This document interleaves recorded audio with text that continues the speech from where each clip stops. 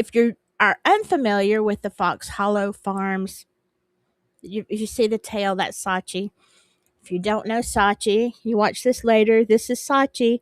So the annoying tail that you see in front of my face all during this live is going to be her. She is totally unrepentant, but she does like the spotlight. So she's going to be here sitting right in front of my keyboard or on it at times.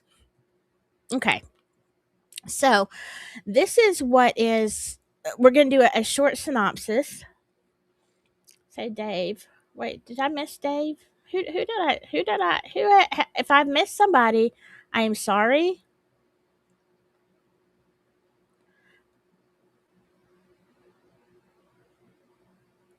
Uh, okay. Because apparently I miss people. But let's go. I'm going to go straight to, because this is kind of a long thing. And then if we get too much in conversation on this, I might make a part two. Because I also have some TikToks that show bits and pieces of the documentary, because the guy that we're going to focus on later on when we talk about suspects is a guy named Mark Goodyear. Now, for years, Mark was known as the victim in the case. He was the one that got away. But as it turns out, that doesn't seem to be quite the truth. And so you can kind of say, well, I don't know, but I've just, you have to see this guy. Okay. I'm going to let you make your own judgments. And I don't want you to judge him on certain aspects, but there are some things that I'm just going to say, I looked at him, and it's not because of what people might think. It's just there's a certain X factor, okay? And it ain't a good one. It's weird. It's weird to me. All right, so let's jump right in here, because we've got a lot of ground to cover, and I promise we're going to be zipping on through here. If I can find, there we go. Now, I'm going to, if you don't know about Fox Hollow Farm, I'm going to go really quick through here. By the way, if you go to my community page, because when this came up the other night, somebody brought up how this is almost 3 years ago, or maybe it is 3 years ago. I don't know. It was in October. Evil CJ and I did a live together about Fox Hollow Farm, and there's a lot of good information. We get deeper into the story, into all the nuances of it. It's like a 3.5 hour live. Like, skip the first few minutes, because I only rewatched the first few minutes. I'm like, we were just chatterbugging about stuff that really doesn't matter. But there's a lot of good information in that live that you're not going to hear tonight, because we go in depth. But I did put that link in the community because somebody was saying they wanted to see it. And so there you go, if you want an in-depth live stream on that. Now, but just a quick thing with old Herb. So if you don't know where Fox Hollow Farm is, I looked it up on the map. It's a place. I'm assuming this is Carmel, Indiana, because I'm thinking it's like Carmel. What is it, California? Anyway, it's Carmel. That's how I pronounce it. Carmel. It's kind of like northeast of Louisville. Anyway, that's where Fox Hollow is. Herb Baumeister. Now you can see this is old Herb to the right of you. He lived with his family on an 18-acre estate that was called Fox Hollow Farm. Now, in the documentary, there, again, we'll talk about this in a little while, because there is this wasn't their only home. I thought it was, but the fact that it wasn't makes a lot of difference in this case, because I think we were all led to believe in the beginning that it was his only residence. Mm-mm. The victims were mainly gay men lured from Indianapolis area bars in the late 80s and early 1990s. And this, in my opinion, is why at the time that the news broke, I feel like this is why this case was put to the side, not investigated as it should have been, or as thoroughly. It's kind of like, nah, let's get rid of this. Kind of the way that people looked at it, much like they do other crimes, like the Long Island SK, because of the nature of the victims, right? So in 1996, investigators found more than 10,000 bone fragments on the property. Um, and it is still a major unidentified remains case. Now, really, what happened, if you watch anything, any documentary about this, what you see is the wife and the kids, they were there at the house one afternoon, and the kids were out there playing, doing whatever they do in the yard. And all of a sudden, there is a skull, and I can't remember if they found her, if the dog, I think the dog brought it up, a skull or a bone. Anyway, there's a skull that's brought up on the property. Obviously, human remains. And of course, everybody freaks out. You can tell what this is. So they call the police. The wife,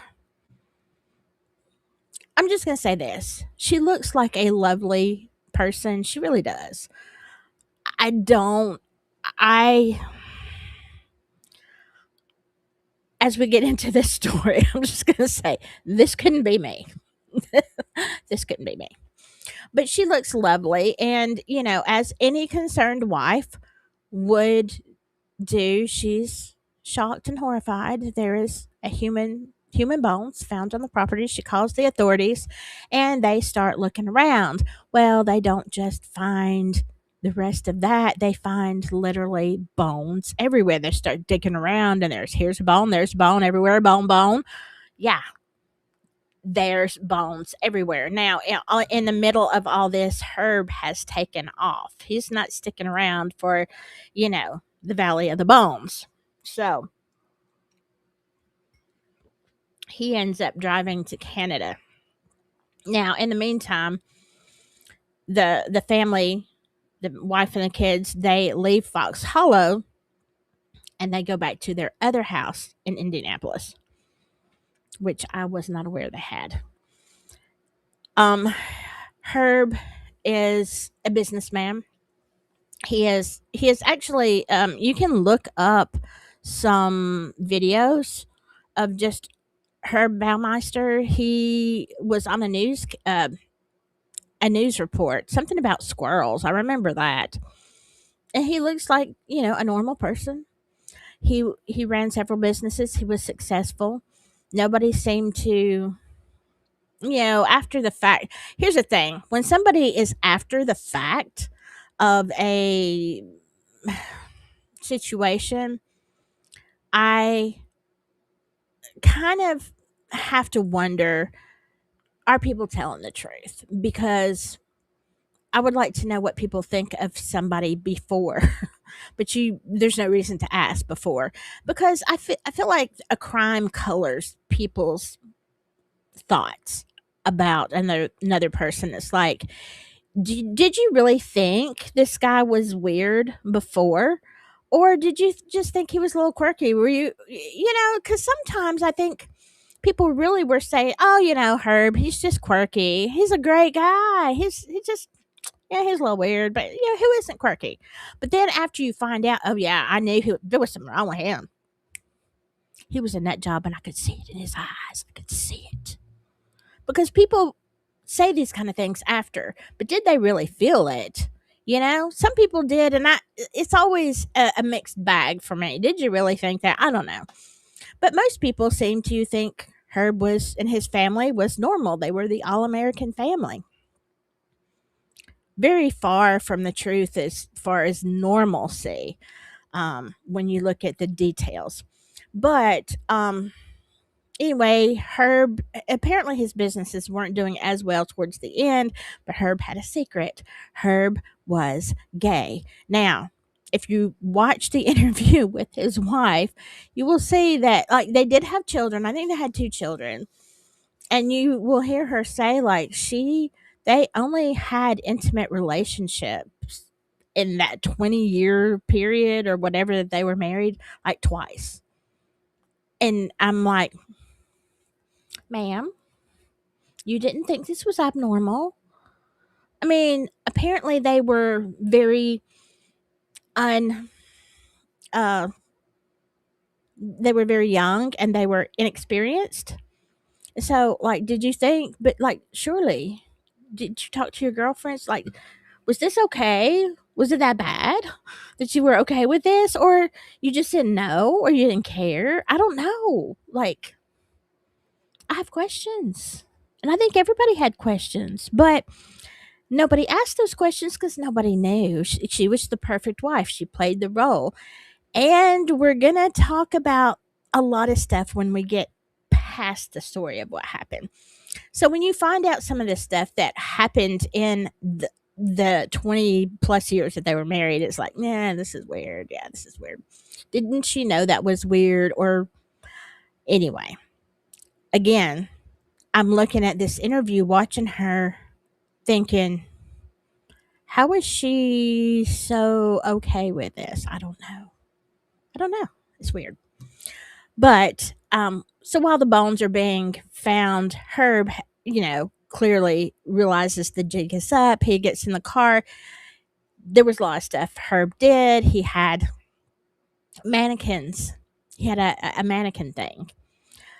He would like lure men from gay bars in Indianapolis back to his house at Fox Hollow in the bottom ground floor.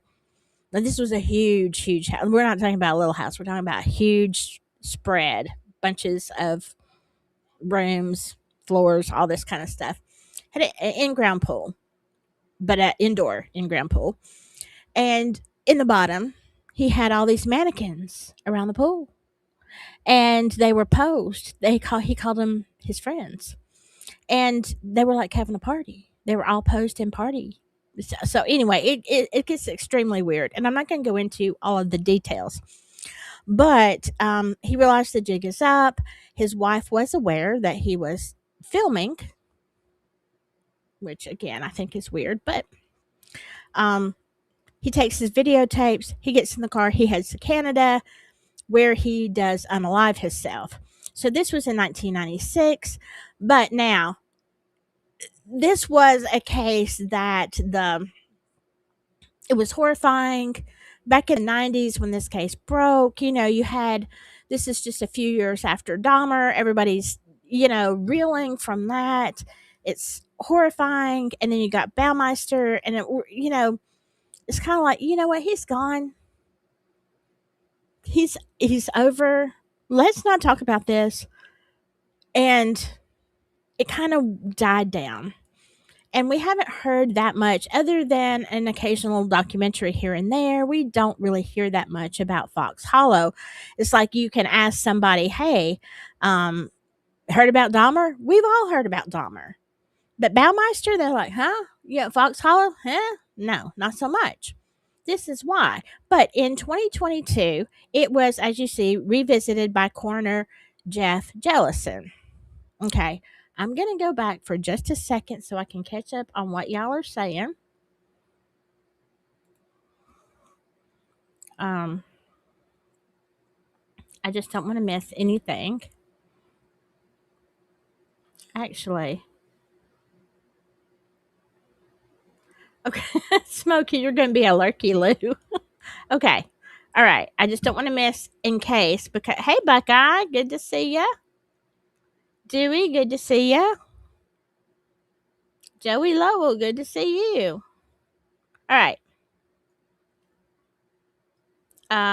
Wait.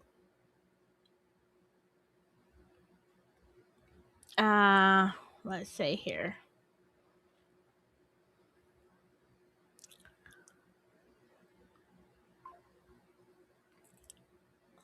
Let's see. He told his wife it was his father's from. Oh, the the skull. Okay, he told his wife it was his father's from his medical practice. She didn't tell them about the skull until the police came knocking. Oh, okay, okay. Now, Hiawatha, we've got a story. I'm going to tell you about that. Let me see about Carmel. See, I know y'all know this better than I do. I know you do. Um, okay, Carmel is like a suburb of Indianapolis. Okay. Okay. Aw, Joey, it's good to see you. I've missed everybody, and I missed you. I've done some lives lately, um, and I've missed seeing you. And so good to see you tonight. Let's go back. This is, like I said, a lot of information. I'm doing this for the people who might not be familiar as a recap, and then we're going to go on to the new stuff because it is creepy, y'all. Creepy, creepy. All right. Now, come on now. Why is this? Oh, because I don't know what I'm doing. There we go. Okay, so um now the Fox Hollow, there are two, let's see. There are two documentaries, all right? One is the Fox Hollow, I don't know if I yeah, Fox Hollow Playground of ASK, and that came out in February. And then there is Return to Fox Hollow, New Victims, Darker Secrets. So the first one is following the coroner's reinvestigation. And I'm just like, kind of, this is what started a lot of stuff. So it generated 500 plus tips, calls, and messages to the coroner's office. Let me see. And so it kind of actually, that kind of kicked off a lot of stuff. Now, when they did Return to Fox Hollow, they included some new interviews and unreleased evidence and fresh witness accounts.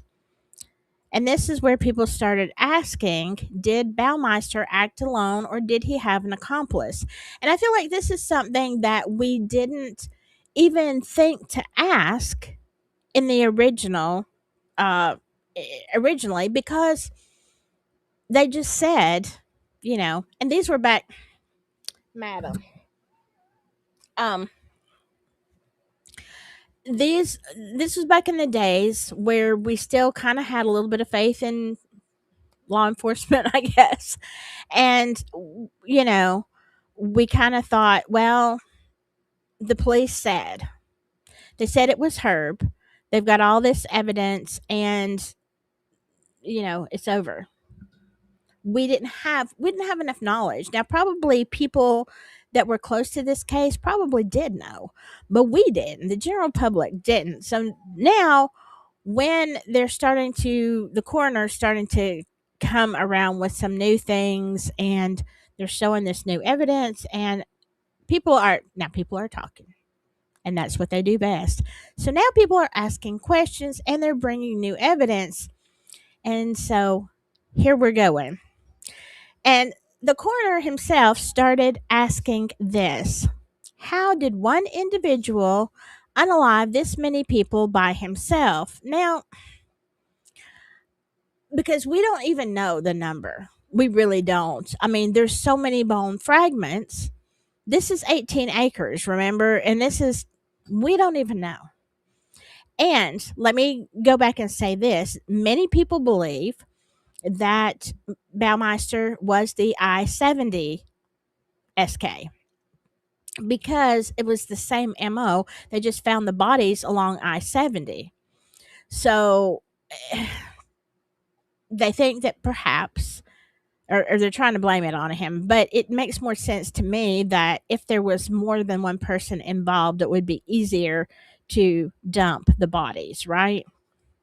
But for a long period of time, they were finding these bodies along I-70. Well, then, you know, Baumeister buys Fox Hollow. Then all of a sudden, the bodies aren't found along I-70. So it kind of makes sense. Let's just put them on the farm. He bought a farm, which is, a whole different thing, but it kind of means the same thing, right? Okay. Could somebody do this by themselves? I mean, a lot of his question, I think it's in one of these slides, is like, could he have done it just with shackles and a weapon? Yeah. I mean, if you're shackled and somebody's holding a pew pew to you, could you make somebody move through the woods? I'm saying yes, you could. But people are saying, oh, could he have done it? Yeah, I mean, I think it would be relatively easy. Yes, somebody could run, but um, there'd be a good chance they wouldn't get away. So I don't know. I think it's possible.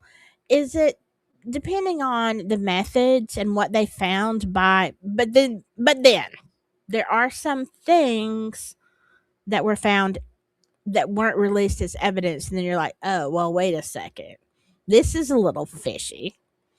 Okay, so but he was saying that he felt the sheer scale and logistics of the unaliving, the transporting, disposing of bodies across an 18-acre estate.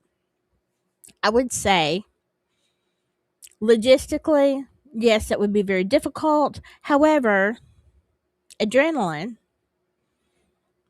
I feel like some people, if you're in that, you got that adrenaline, you can pick up 2 or 3, bench press them. Adrenaline can do crazy things.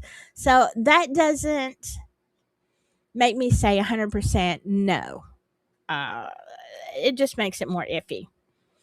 Multiple witness accounts describing a second individual present at the property during criminal activity. Now, that is a problem because do I think it's just the physical? No. But there are witness accounts. Now, why didn't we hear that before? Well, I don't know because nobody told us. But people are coming forward and saying, yeah, I saw multiple people. There were other people. It wasn't just Herb. So now we have a problem. So if there are multiple people, why wasn't this brought up? Why are we just blaming the whole thing on poor old Herb? I'm not saying that he deserved a whole lot of mercy, but what I'm saying is he didn't deserve to take the credit for all of this by himself. Here's another thing. They found a bloodstained shovel, and this was documented by the police in the original 1996 investigation, was revealed for the first time just this year. Come on. 30 years later, really? And that was through a journalist's unreleased files. So they knew there was a bloodstained shovel and it never came up. Y'all don't think to say that's important? I mean, what kind of DNA? We heard nothing about that. Whose handprints? Like all the DNA. What was that wasn't even a thing. Okay, so what if Herb didn't use that shovel? What if somebody else used that shovel? You see what I'm saying? Um it should have at least been put in the files. So that leads us to believe that either the police just did shoddy work, but why would you in a case as big as this unless you just thought it was a slam dunk, or as some people speculate, and I don't like to say this all the time that, oh, it was, it's a cover up, it's the police are involved. And I don't say that all the time. However, I will say this is Indiana. Y'all know what I think about Indiana.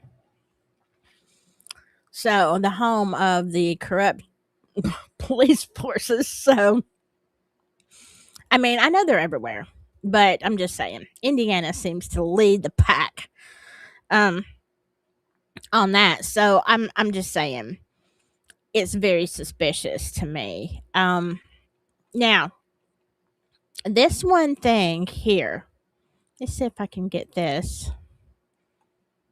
where you can see it a little bit better. Let me see if I can open this. No. Okay.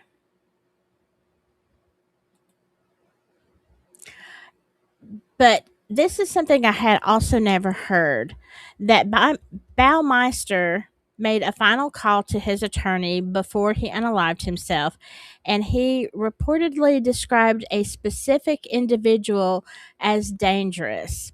All right. And this was something that, let's see if I can pull this up on my end.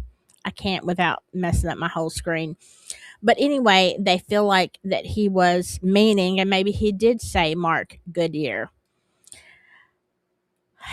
Now, they wanted to say that they felt at the time that he was basically throwing Mark under the bus, like, let's get the suspicion on somebody else. But what if? You have to ask, what if that wasn't the situation? What if Herb was sincere? That, yeah, I'm involved with this other guy and he's, an accomplice, but now I'm at the point where it is very dangerous.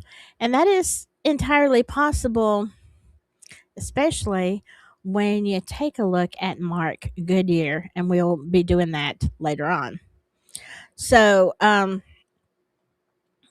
then we have the last thing over here. It says, of course, that they're after the 2025 docuseries, they received, of course, a lot of new tips pointing to additional persons of interest. Now, and it's going to talk about some other stuff also. Let's see if I can make this a little bit smaller. There we go. I'll get all that in there. Okay, so this might give you, if you look over here, this is, I wish I had a better photo, but it's hard to find ones that are royalty free. But this, where you see, this is like a two-story. This is a huge house. Okay, this tree is huge. This is like either two or three stories right here. You see how many? This is like wings going off of this house. This is a huge house, and you can look up some of this, and you can take tours, like virtual tours of it. Now, I always thought that this house was in pristine condition because when they did the interview with Julie, his wife, it looked like she was living there. The interview that I saw, I assumed she was living there. But come to find out, that is not where she actually lived. Not that she didn't ever spend any time over there. But somebody in this documentary was talking about how the house was not in good condition. That, as a matter of fact, the upstairs bedrooms, there was a raccoon infestation and it smelled really, really bad up there. And that some of the ceiling was starting to come down from the feces and just the muck that the raccoons had caused. So clearly, people are not living and sleeping daily in those bedrooms upstairs with the raccoon infestation. So why do you have this huge estate?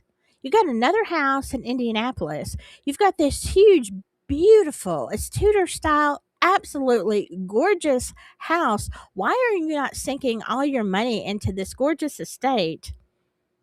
You're letting it go into rack and ruin. It's got an indoor heated pool. For God's sakes, why are you living in the city and not out in this beautiful, because it's just nasty. Why aren't you?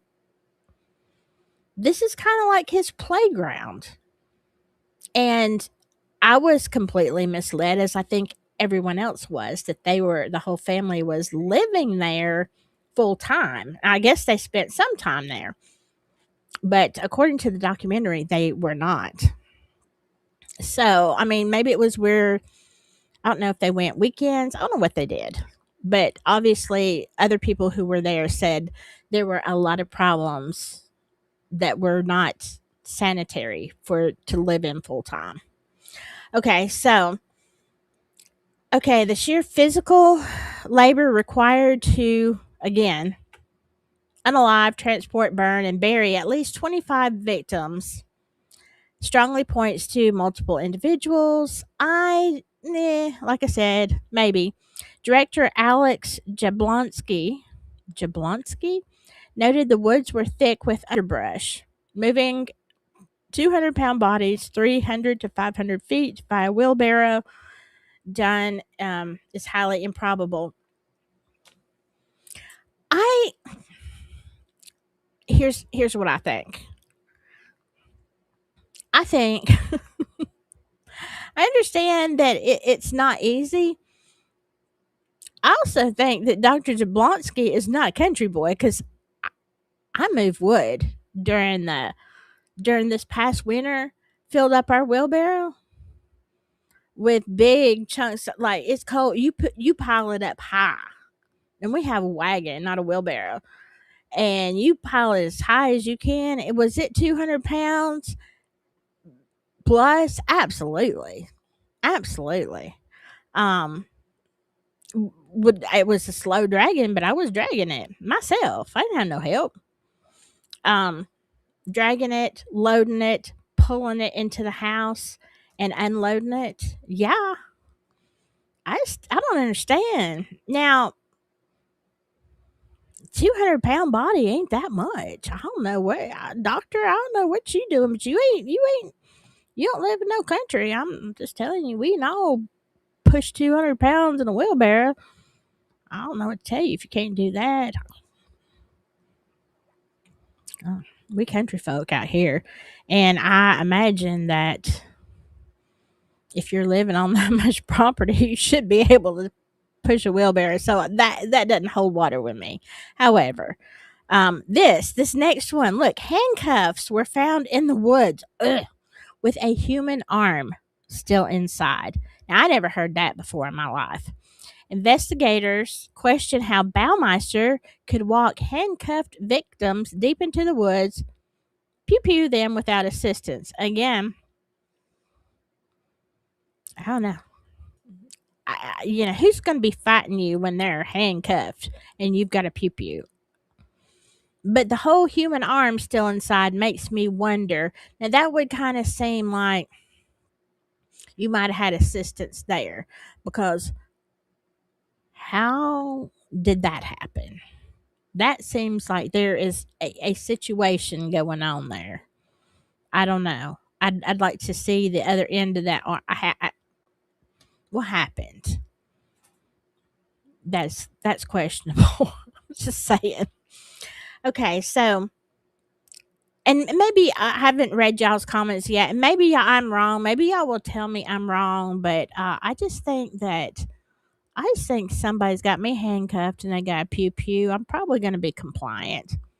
I mean, I might risk taking a run for it. There's every chance I would, but knowing that I'm probably not going to make it. So, okay. Now, since the first documentary aired, new tips have led investigators to look beyond Mark Goodyear even.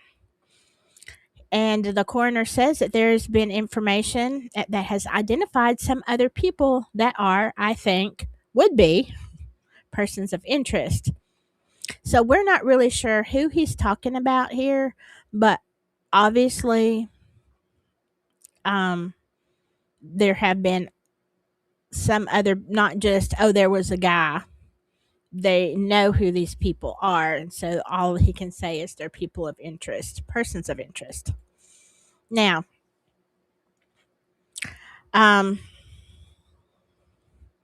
so they're saying that in this scenario, it is apathy and not conspiracy that hindered the investigation.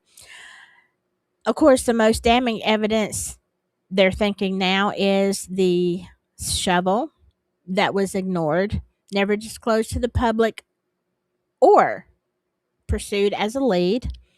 And it suggested the investigators failed to thoroughly process the crime scene for accomplices. Now, the reason the apathy. The same thing again. It is the nature of the victim.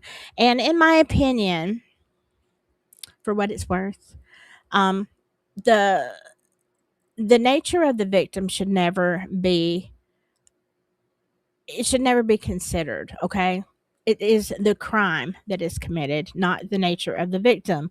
I mean, for heaven's sakes, that's why now in the Ripper case, as in Jack the, I think maybe, I mean, it was shocking. So they were really trying to keep people off the streets as much as possible, but you know, people had jobs to do. They stayed out there. It did cause a panic, but again, these were women who were not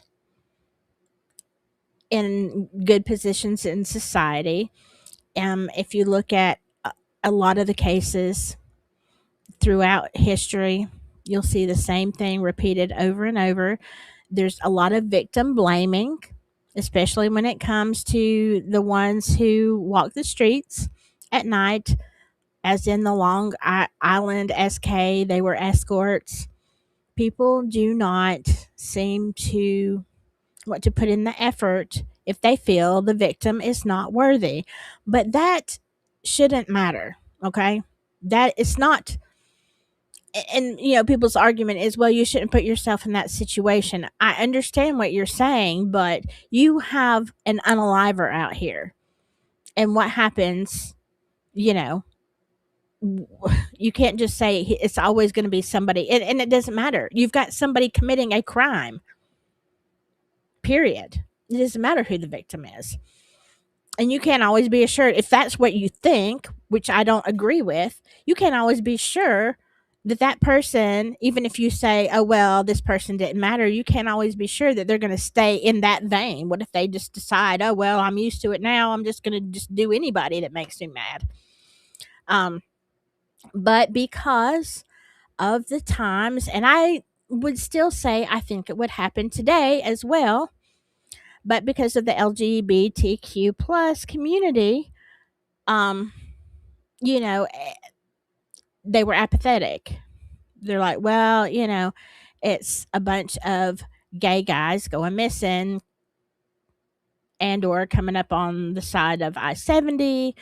And, they knew for years that these men were disappearing from clubs, but kind of like, Dahmer saying, they're missing.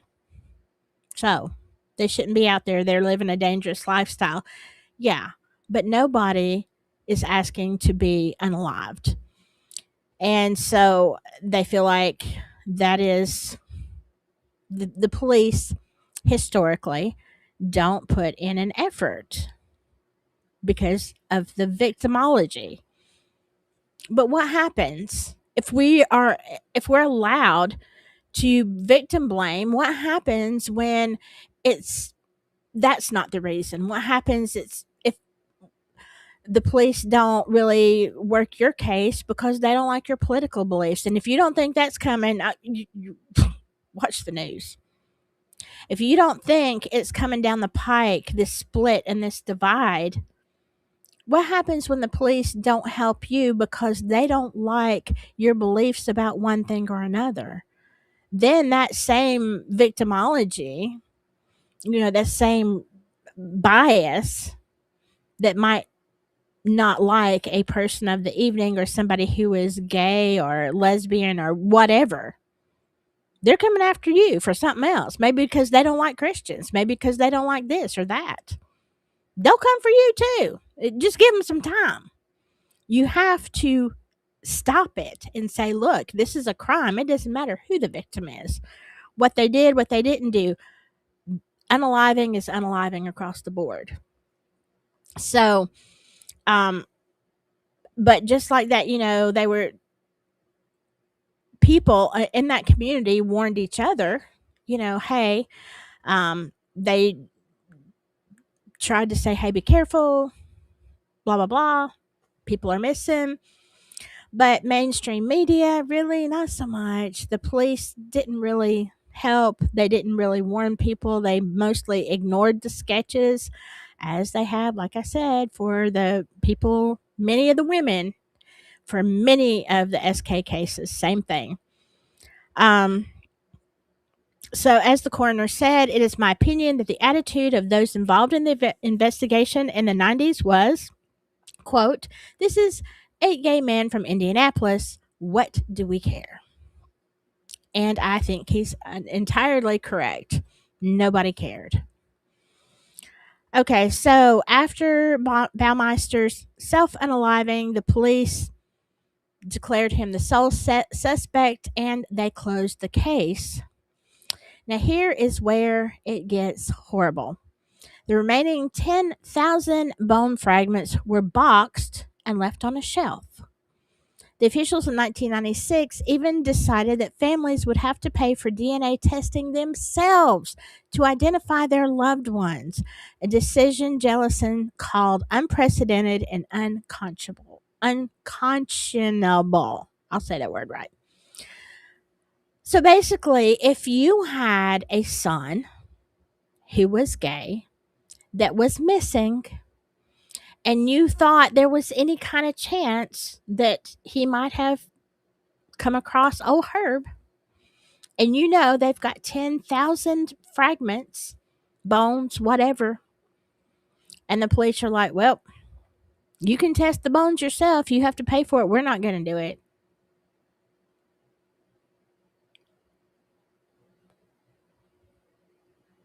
You're just out of luck.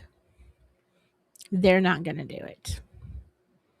I think that adds insult to injury because you didn't really try to solve this case because you knew my son was gay.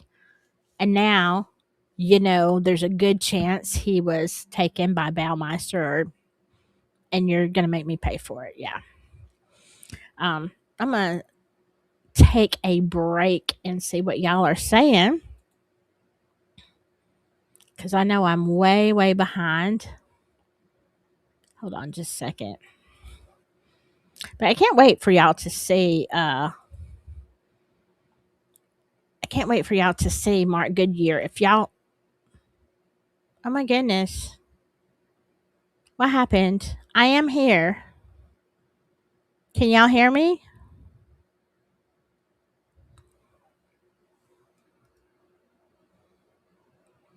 Can y'all hear me? Uh,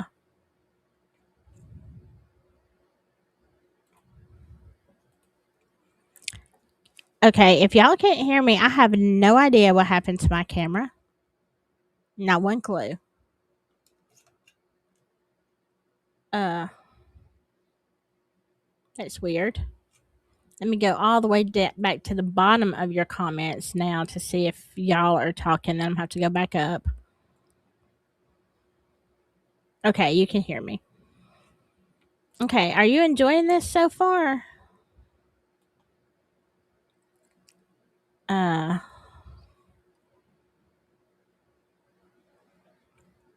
because I know I have been yapping and yapping and yapping.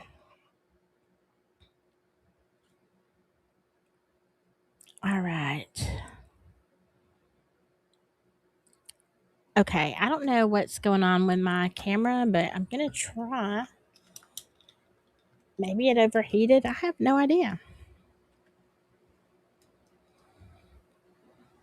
This is so weird. I don't know. It's just dark. That is so crazy. Okay. Well, I guess you're going to have to just look at a picture of me for right now. I have no idea what is going on there. Because it's showing on my all my apps that it's working except on Evie Mugs. That is bizarre. Okay, let me go back in here though. Let's see what y'all are saying. Um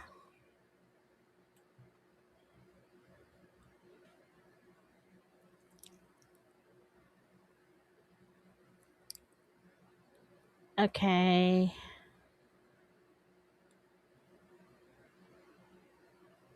Okay.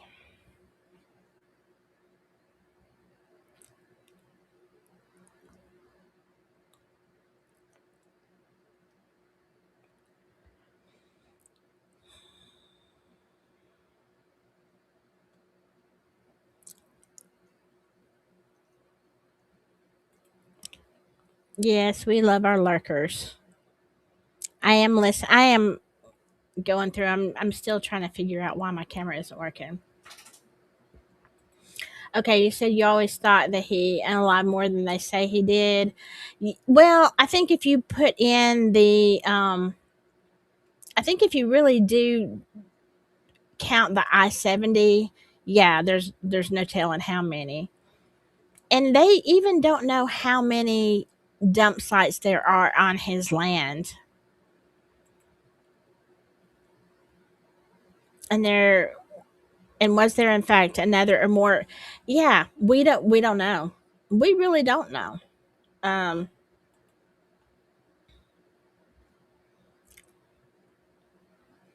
uh Baumeister was a little weakling of a man. Dead weight is heavy. It is heavy. And I am a little weakling of a girl. Well, I'm not really that, but I am kind of. But give me a wheelbarrow and I'll move anything. So if he had one of those, he probably did. He can move a lot. Um, this case seems similar to John Wayne Gacy and also Dean Coral, that Candyman in Houston. In some ways, we talked about it the other day on one of the lives, Buckeye, that John Wayne Gacy, they're saying, may not have done all of his by himself either. Um, True, Samantha. True that. Mentally off people can be abnormally strong. And like I said, it's the adrenaline. The one the one thing that creeps me out is his Christmas wish. He says world peace. Yeah, world peace, and you just have to wonder about people. Hiawatha says, I believe a lot of wealthy and powerful people were happy to let Baumeister take the blame and his secrets to his death. Where's the tapes? Yes. I'm glad you said that because I did forget to say that when I was telling the story. When Baumeister left, he had a lot of videotapes that he was always, and his wife said this, he was always taking videotapes. Now, I don't know. I'm just wondering, as a wife, I'm checking my camera again. No, I don't. I'm wondering, as a wife, how you don't, how you're not curious, you know, as to what's on these tapes. Like, didn't she ever look? And I'm going to tell you something. If my husband says, don't look, oh, I'm looking. Oh, I'm looking. That's the first thing I'm doing is looking.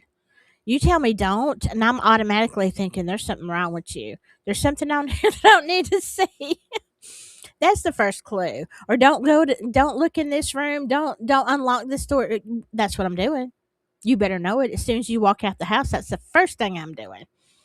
Um, but that's just me. So aren't you curious? But I'm thinking y'all had a weird relationship anyway. So I don't know. But I'm going to be wondering why you're always taping. Because if you had even watched one of those videotapes, you would have seen something weird and you would have known, okay, this. So, did she know? Did she know? And did she just choose to think, well, he's not bothering me? And I get the perks of, you know, not having to work, and I get the perks of being a stay-at-home mom and getting to shop all day. I don't know. What maybe that was it. Maybe she's just like I don't care. Uh so but anyway, when he took his tapes. He took a whole big box of tapes with him when he fled to Canada. And the police that did see him, he didn't like just go up there and straight away unalive himself. He hung out there for a couple of days. And the police did see him and they noticed that in the back of the car he had a big box of tapes. However, when he unalived himself, the tapes were gone, they said. So, who took the tapes? It is very odd. Like somebody knew, somebody took those tapes. I'm just saying. Um, but yeah. Anyway, um, hello Mustang.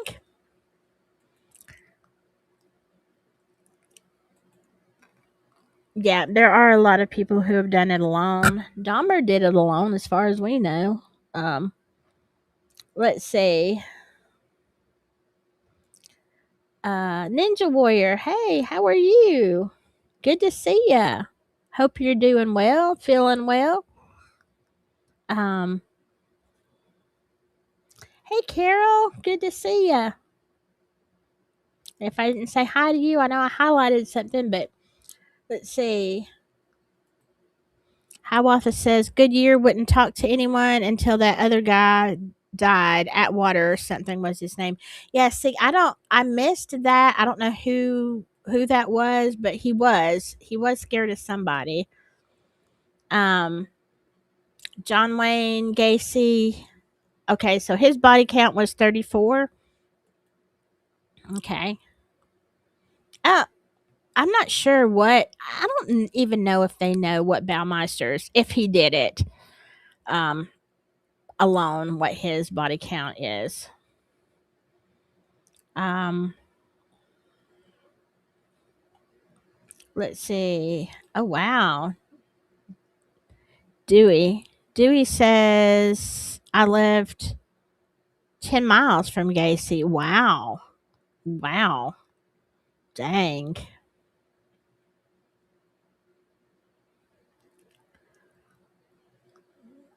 That's scary. Okay. Joey says it was 29 under the house and the rest he dumped in the river. Okay.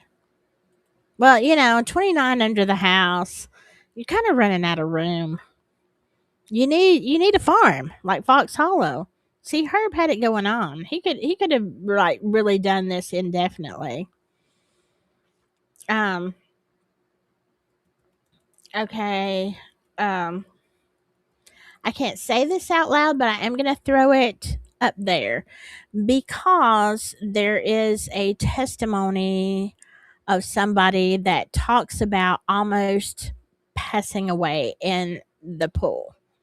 So it could very much have been something like that. And maybe that's what those was on those tapes. And that could have been a big circle of people involved.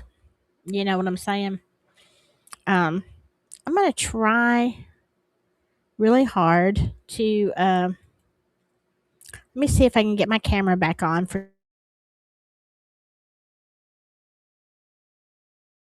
uh, yeah, I'm just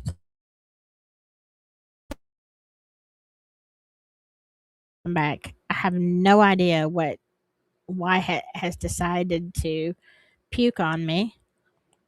Yeah, I'm feeling it. It's not overheated. I have no idea. That's just bizarre. It's so crazy, y'all. Okay. I don't know. Okay. Yeah. If they're still, are they still up, Carol? Um, I agree. I have watched Tori Smith's videos. They are hard to watch. And I'm just telling you this. If you want, she's absolutely right. If you want to see some stuff, it's heartbreaking. It is hard to watch. I would say watch it with caution and watch it not with children in the room. But it's something else. Um, okay, let me skip on down here. Yeah, Tori Smith did. Well, you can read it in the comments. Um,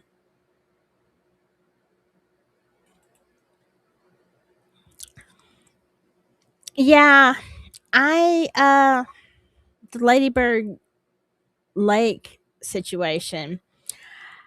They like to tell you that it's not. If you ask, they're saying it's not a SK. It's just whatever. People get drunk and fall in the river. Yeah, whatever. They keep saying there's not a SK down there, but of course there is. Um, I'm gonna throw this up there, and y'all can just read it. I'm not trying to, you know, I have to be careful, but I'll definitely put what you're saying up there. Um, oh yeah, so you think the DNA identification was a money grab? Could be. All right, let's see. I'm gonna skip on down a little bit. And then we're gonna keep going. I hate his wife seemed like an airhead. I mean, if you've ever seen an interview with her, it is bizarre. She is bizarre. I don't know. Either she's an airhead or she's just, I don't know. We're going to talk about that though. We'll get there because somebody had a theory, and I think I don't know if it was in the documentary, but it was definitely in the documentary I watched about the documentary. And I was like, holy crap, this might be the whole situation.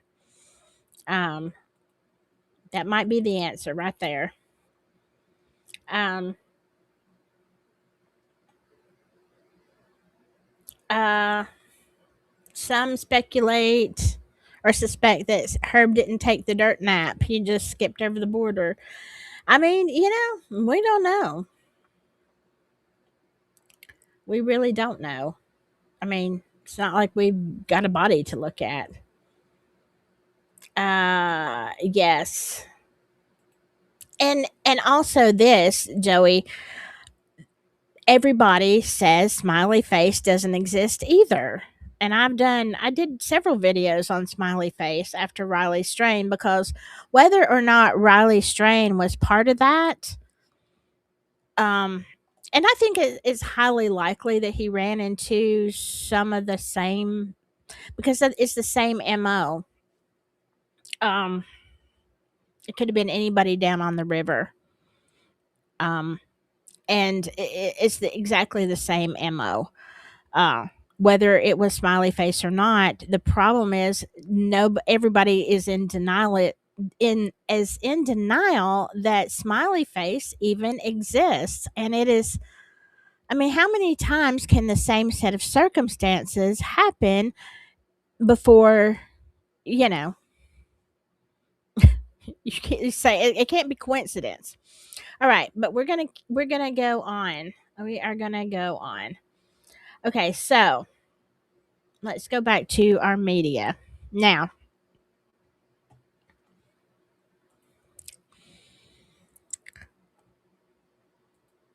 because we've got a lot left. I'm gonna have to zoom through these. Okay, a journalist who covered the case for years had never publicly released all of her full archive of documents and evidence. So, in 2026, the documentary. I can't read today. I can't talk. Hold on. Let me pull this down. I just realized I've got to take this down. Um, the documentary features her reviewing these files on camera. Okay, it goes back to the shovel. It raises serious questions about the thoroughness of the original investigation. And this, of course, is through her eyes, but she says her files, they've never been released. And inside, I found a bombshell. She talks about the shovel. And again, I think this was just, hush hush, let's make it go away. And so now people are looking at her files and what she saw, how she, and I think it's important. Um, obviously, obviously it was important because there's a ton of things that they didn't investigate. Okay, so of course it raises investigation, bleh, raises questions about the thoroughness of the original investigation and whether critical evidence was overlooked or suppressed. I think both, but definitely suppressed.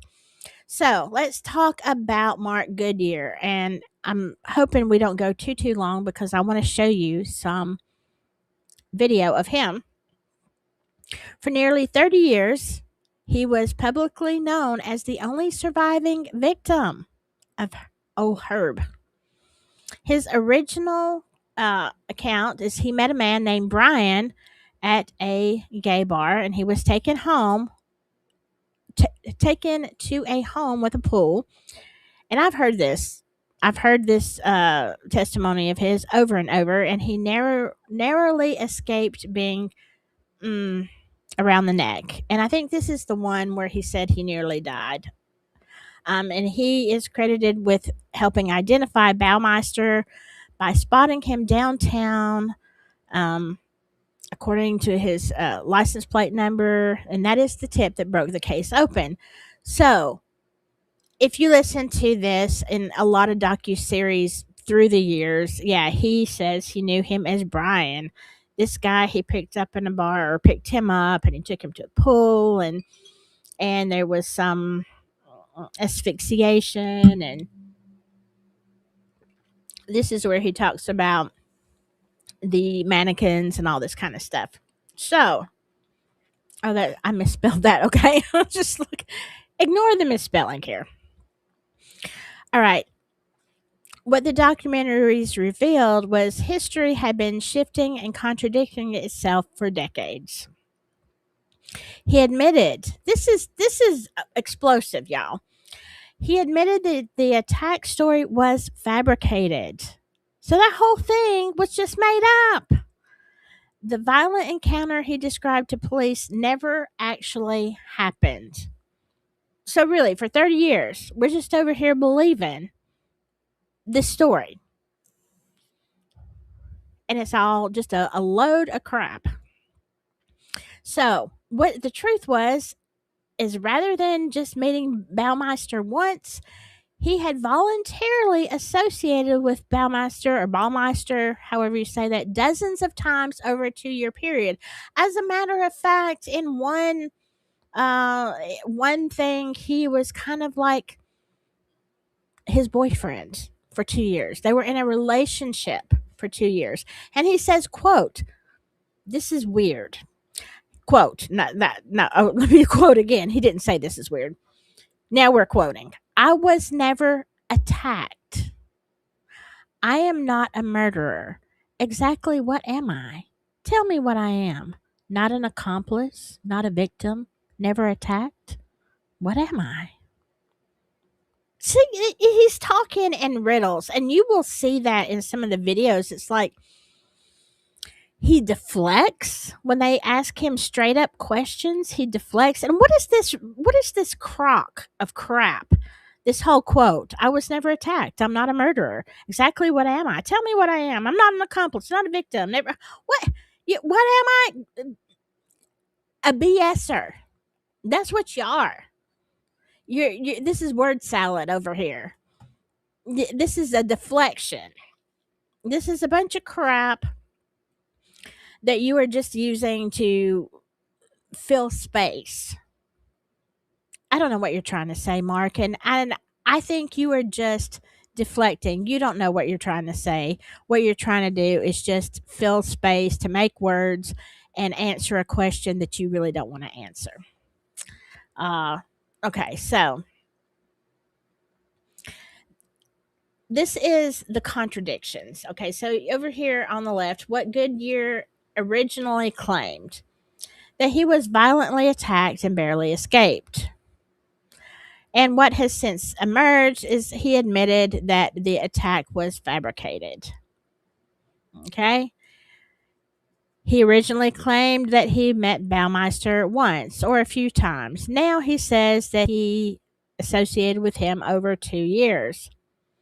He originally said he was the victim slash survivor. Then he said, no, I was never attacked. I wasn't an accomplice. I wasn't a victim. And he originally claimed that he warned others about Baumeister in bars. But he told ABC News that he introduced Herb Baumeister to persons. So, I mean, which one is it, Mark? Did you warn him, or did you introduce him, or did you say, oh, let me introduce you to the SK I know? Here you go. This is Herb. He's going to want to, unalive you later tonight. But hey, now this is crazy. Um, he said he feared Baumeister, but he described Fox Hollow Farm as feeling like a warm hug when he revisited it. As a matter of fact, he took his shoes off and he insisted on going in his stocking feet in the um into the house, which I find very bizarre because that is what you do in reverence or to a special place. You know what I'm saying? You take it's like whole hallowed ground. You take your shoes off. That is weird. Okay.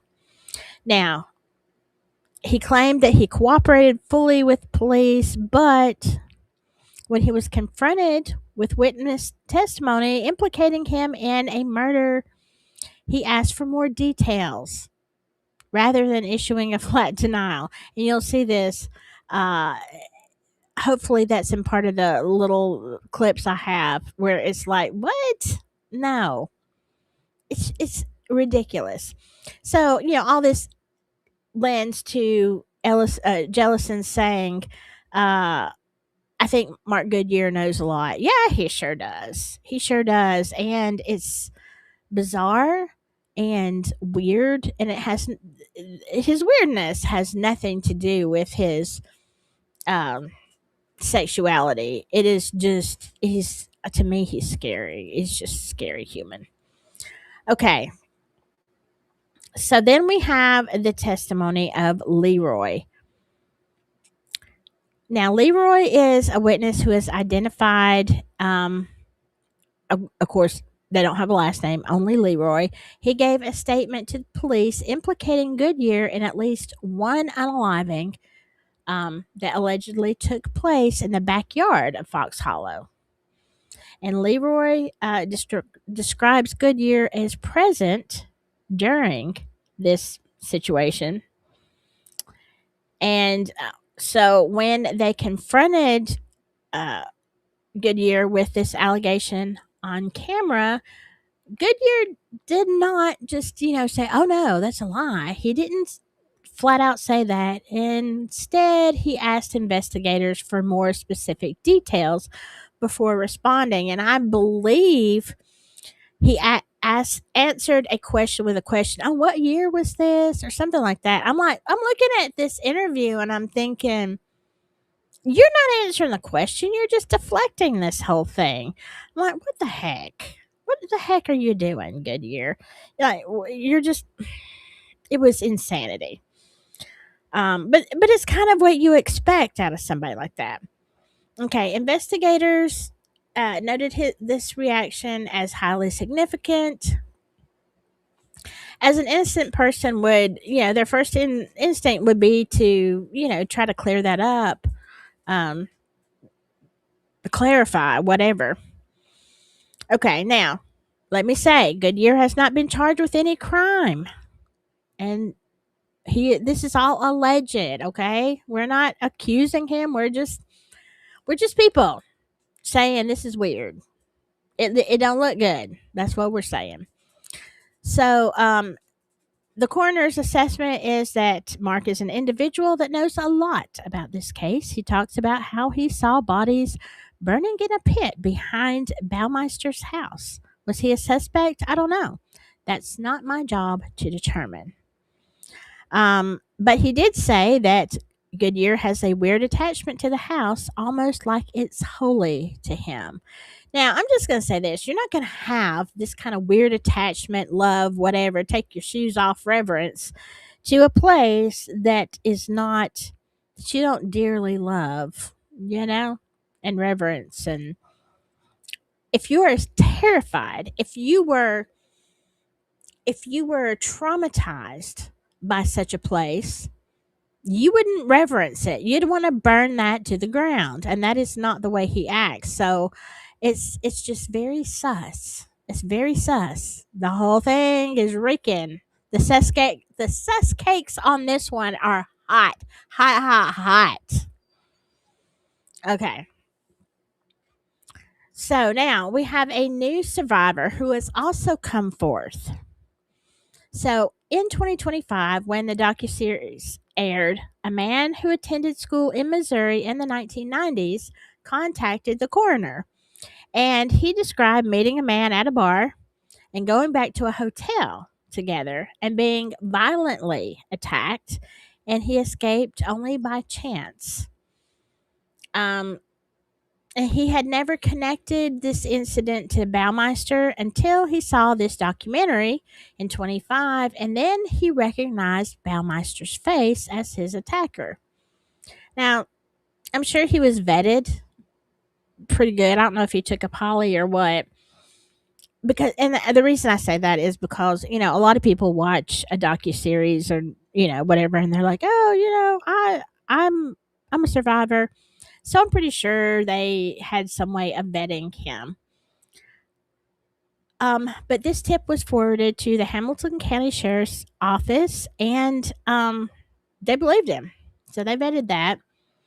And his account represents a previously unknown potential survivor and suggests that Baumeister's crimes may have extended beyond Indiana. So to answer, y'all's question, are there other dump sites? Is it, yes, the highway unaliver. So we don't really know. I mean, Baumeister, he had it going on. Or the group of people, whatever this was, we don't even know. Because now all the evidence is pointing to, was it probably more than Herb? Well, if we're talking about the I-70, we're talking about all of Fox Hollow, and then this other stuff, well, it could be a whole ring. And like you said in the comments, it could have been the films. It could have been the films. So now we have the mystery of of the vanishing evidence. So Julie told the police, this is Julie, his wife again, told the police in 1996 that Herb did a lot of videotaping and that many of the tapes were later missing. The implications were that an air vent in the basement sat over a chaise lounge, implying a hidden camera setup. So I guess from that angle, I don't know. Police reportedly saw a box of tapes in his vehicles. I told you that days before. So if this guy, here's the thing, like who's going to steal? Oh my goodness, where did that come from? Oh my, get off of there, Sachi. She's drawing all over my stuff.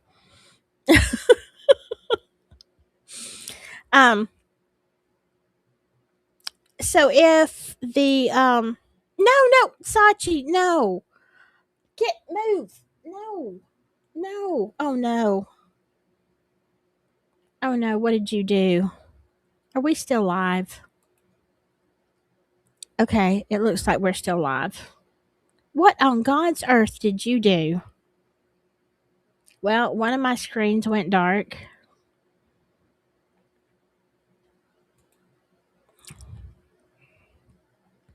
It would appear that I'm still live though. My. Okay.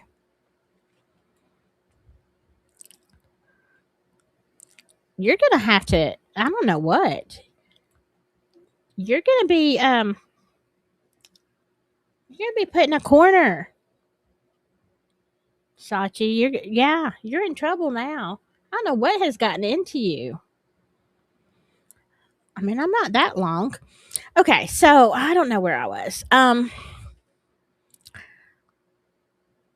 The box of tapes. Okay, so yeah, if you're okay, so let's just say that you're a guy, you've got a box of tapes in the back of your car, and they find you unalived, that you have unalived yourself. Maybe the police grab one.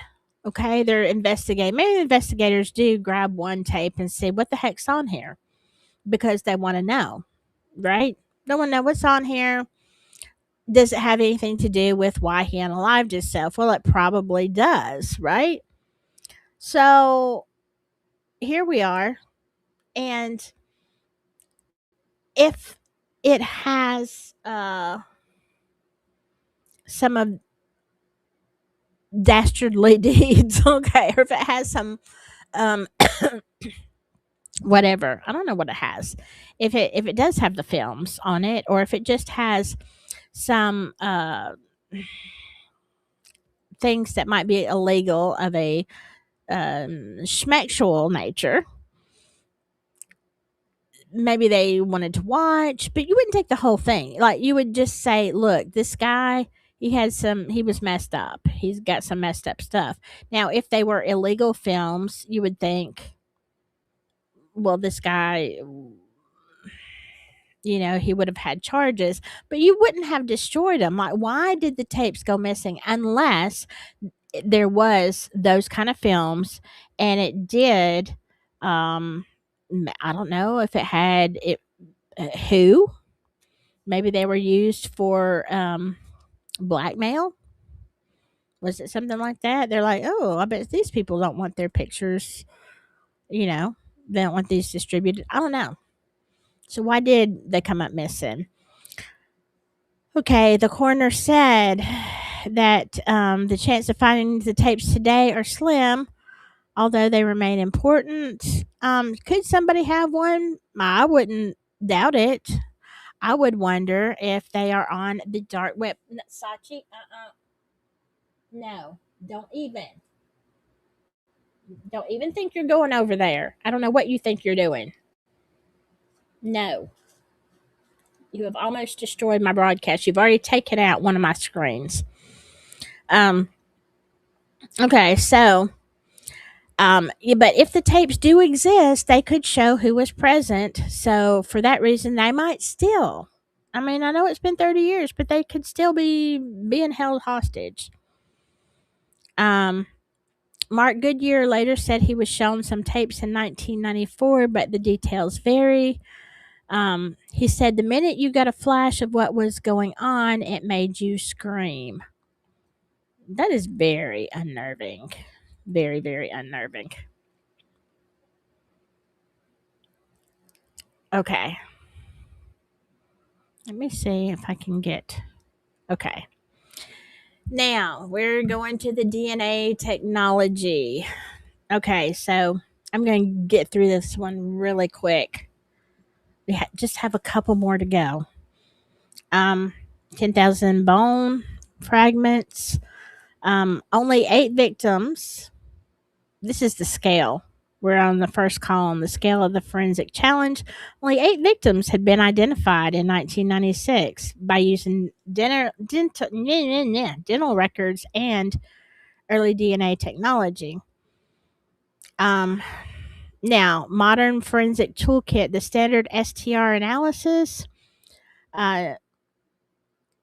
We have mitochondrial DNA, the sequencing at the University of North Texas Center for Human Identification, forensic genetic genealogy through Othram. Othram? Yeah, I thought it was Orthram. Whatever. I guess it's Othram. So, and this is for cases where the STR comparisons produce no match. And then there's the DBLR. I don't even know what that is. Software for databasing and cross-referencing profiles. But 10,000 is a lot, y'all. 175 bone fragments submitted for testing. 76 yielded usable DNA profiles, and that's the thing. You have bone fragments, but not all of them are usable. Um, I'm sorry, my computer is going nuts. Like it is literally moving on its own. I am not touching anything. So I have no idea. I don't think it's affected anything for y'all, but it has me. Um, and just FYI, I was here. People are home now, but I was here earlier with something just knocking and knocking on the wall like crazy. And I went out of my section of the house. I'm looking around. I'm like, what? And I'm here by myself. So I don't know. The ghosties are the other one. That what happened a while ago was Sachi 100%, but she's not doing anything. She's banished. So I don't know what this is. Ghosties. All right. Oh my goodness. So now they've got at least 12 victims positively identified. Some of the new ones are Alan Lee Livingston, Roger Roger Allen Goodlett, and Danielle Halloran.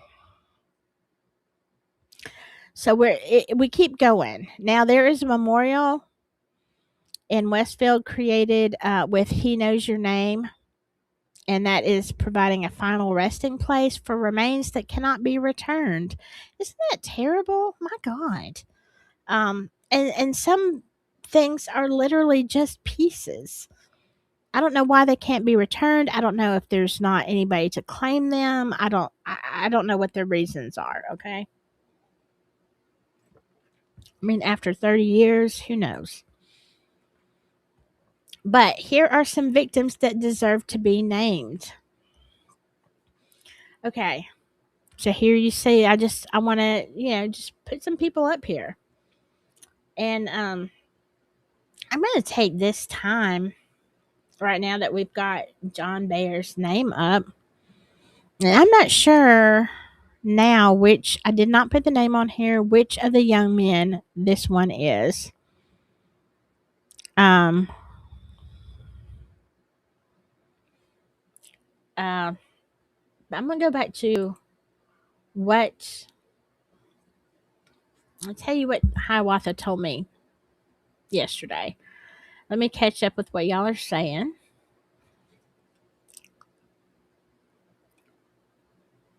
Um,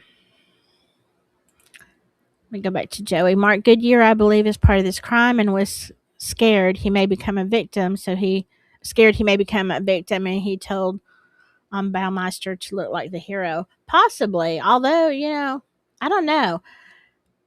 Have you seen Joey? Have you seen his interview? He's scary to me. Um.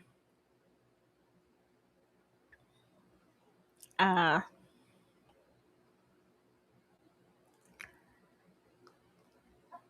Yeah. On that note, Buckeye. Yeah, there's a lot of things about Riley that just wasn't right. That's a whole other story. Um.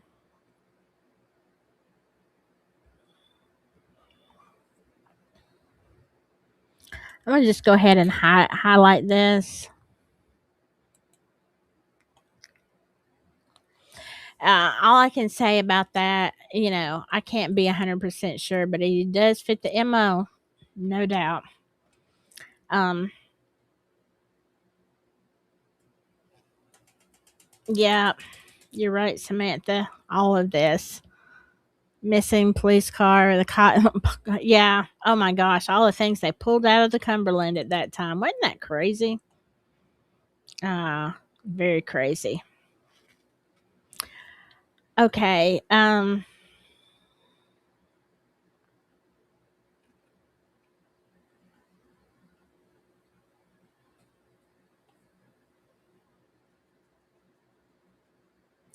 Let's say Joey says this case is just like the Candyman case. Two boys who brought choral victims, and like Gacy and the ones who helped him, they turned out to be the Chicago Rippers. I don't think I knew that, Joey.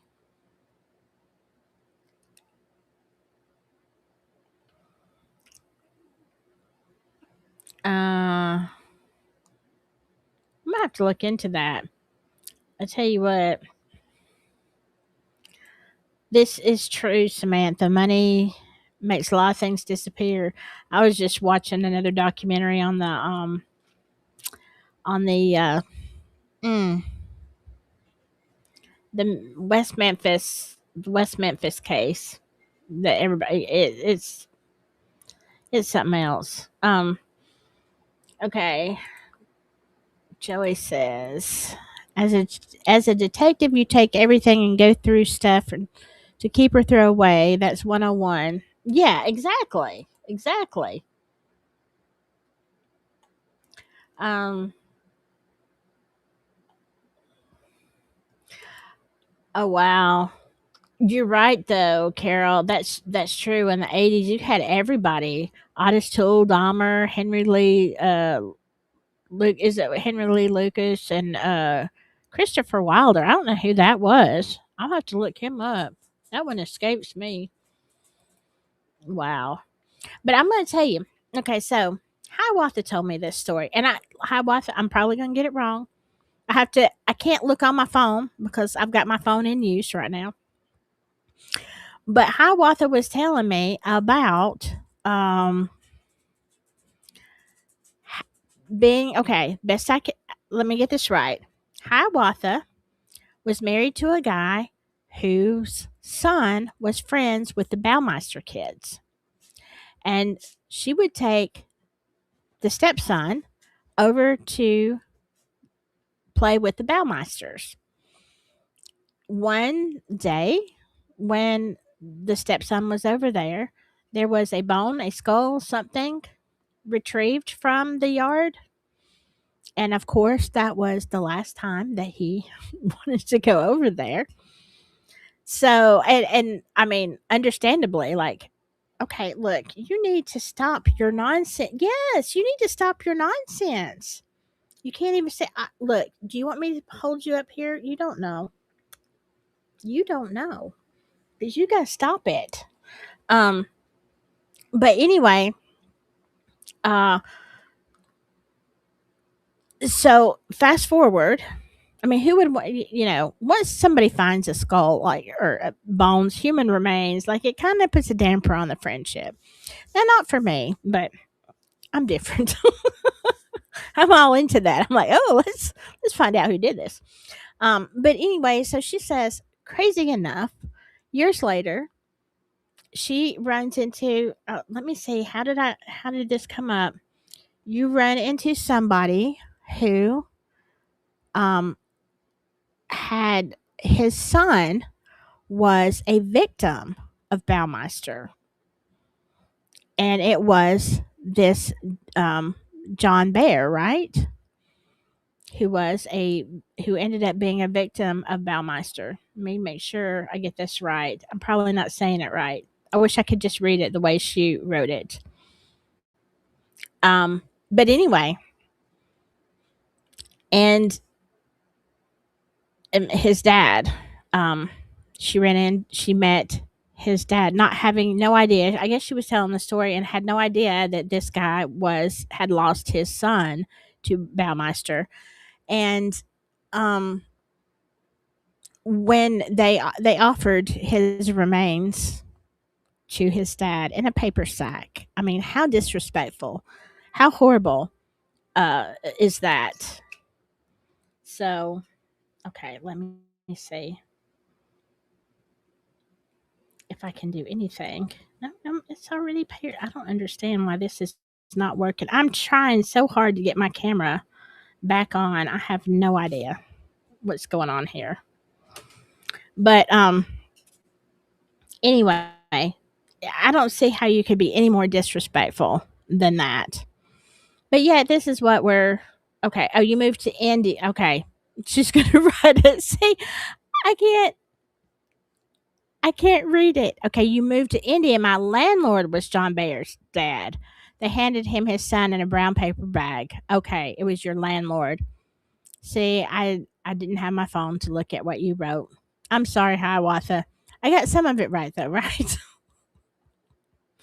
This is why I have to have things written down, y'all. But isn't that crazy? We're just talking about this, and she's like, I've got a story. And I'm like, cool, tell me. So she was, sorry, I stopped responding. I was at work yesterday. You told me that story. I was on my lunch break, and then I wasn't. So, yeah, but it's insane. That was insane. So anyway, um, okay, we're gonna try this again. I know y'all can't see what I'm doing, but no, it's just not gonna do it. That makes no sense to me whatsoever.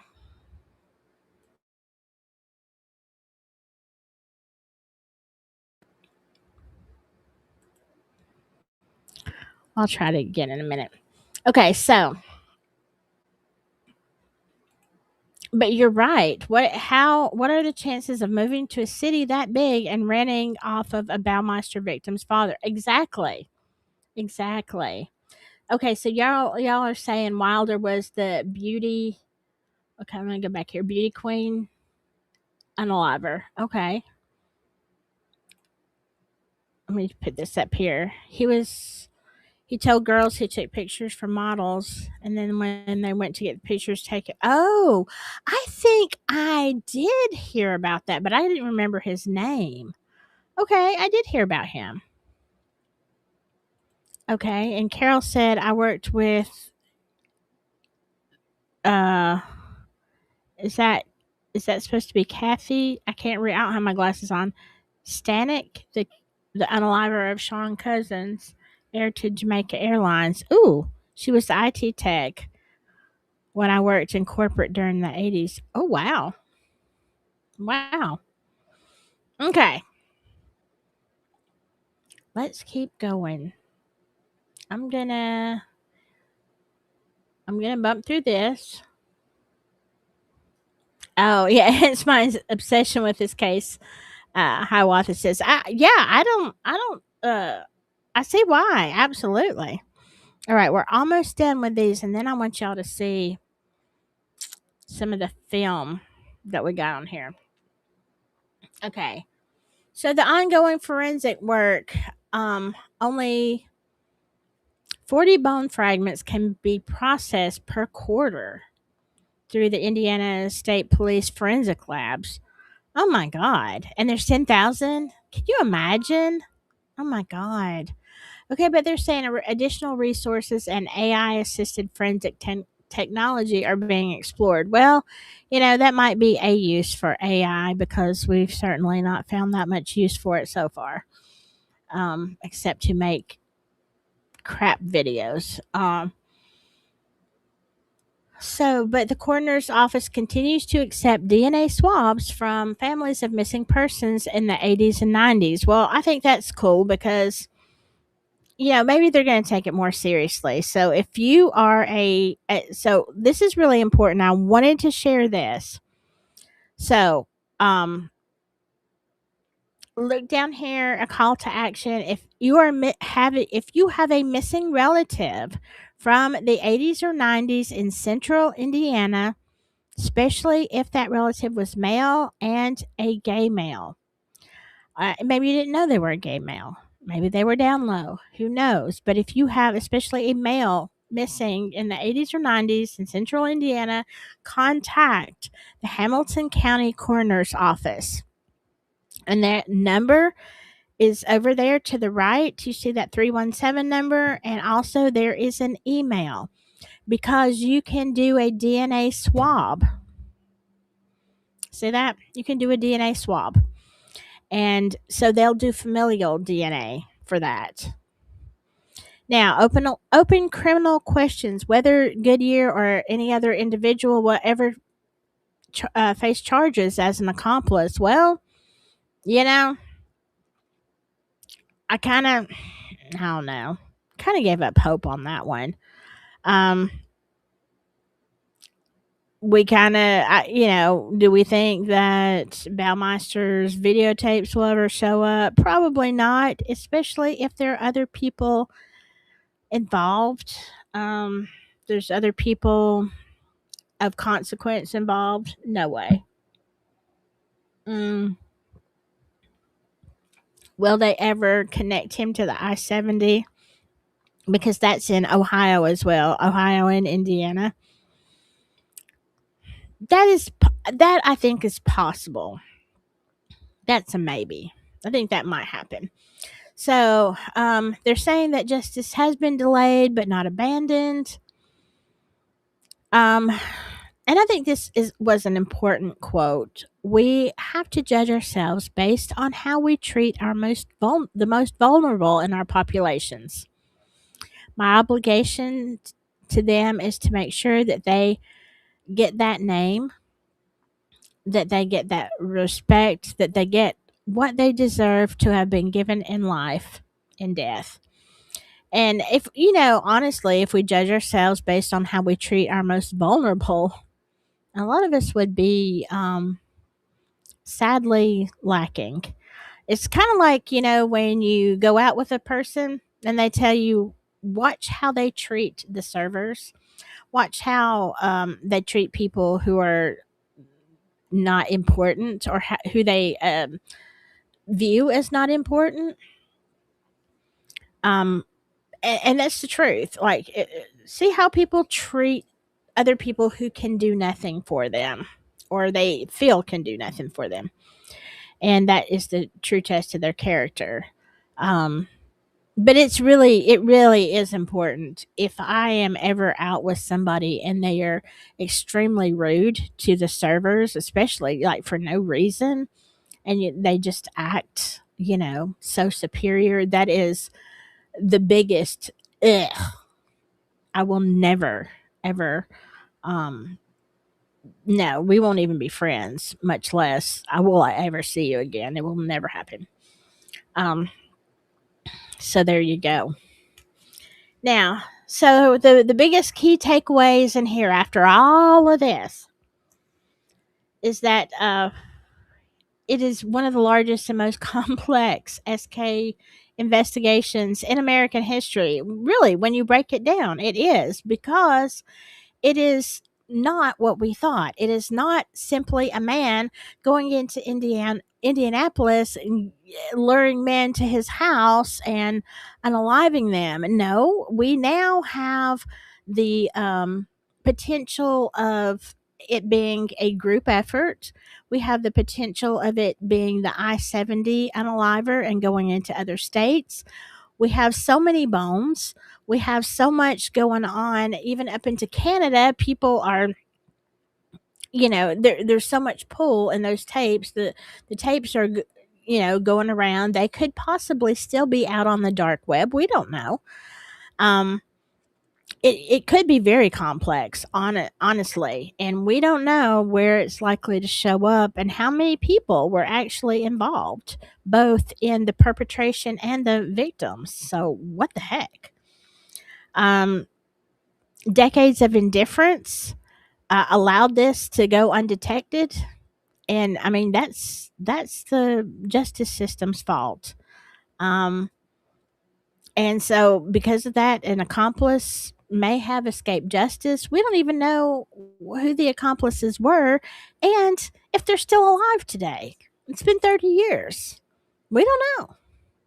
So, will justice ever truly be done in this case? It ain't looking good, folks. Okay, so modern DNA technology, um, renewed investigative will, and public attention. maybe, maybe all of this will come together and do what the original 1996 investigation failed to do. We have hope. We have hope now, for the first time in 30 years, that the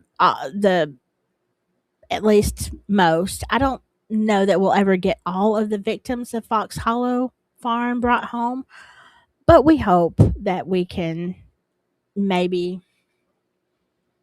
make a difference for a lot. Okay, most, maybe, hopefully. Okay, I'm gonna try to do. Um, I'm gonna try to do the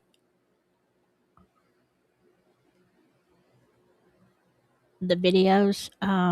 Let me pull this down.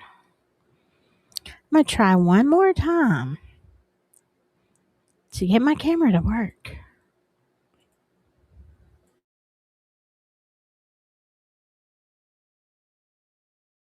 Literally showing everywhere, but on this screen, it makes no sense, y'all.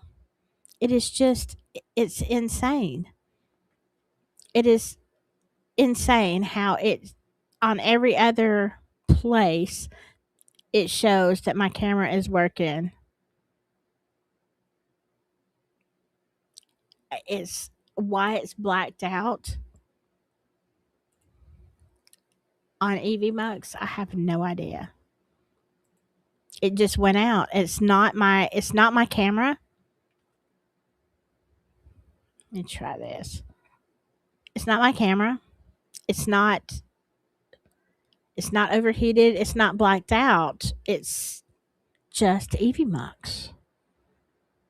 It's just not showing up. I don't understand. I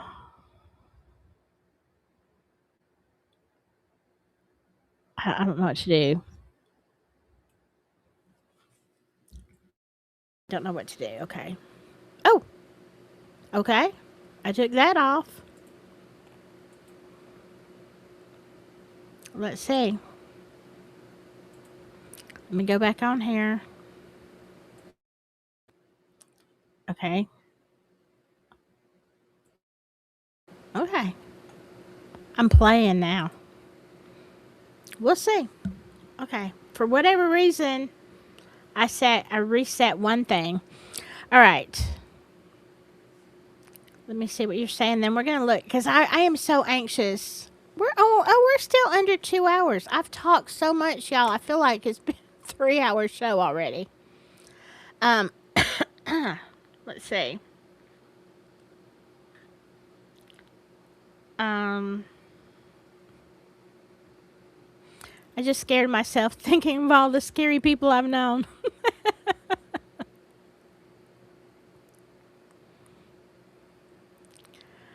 Let's see.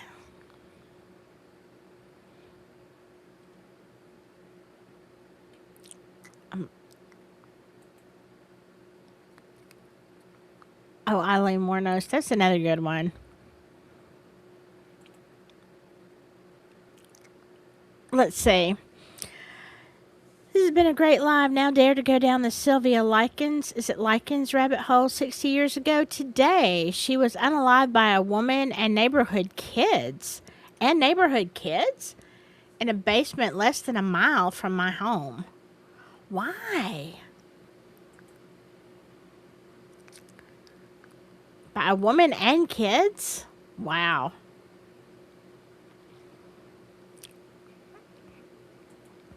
I'll have to look at that Sylvia Likens. I've never heard of that one. Sadly, Eileen was made into an SK. Yeah, I agree. She was made. Okay, there's a movie called American Crime about it. If you can sit through it, okay, interesting. You know what? One of my favorites is Belle Gunness. She was she was she was a she was a bad woman. She was a bad woman too. I don't know if she was made or she was just bad.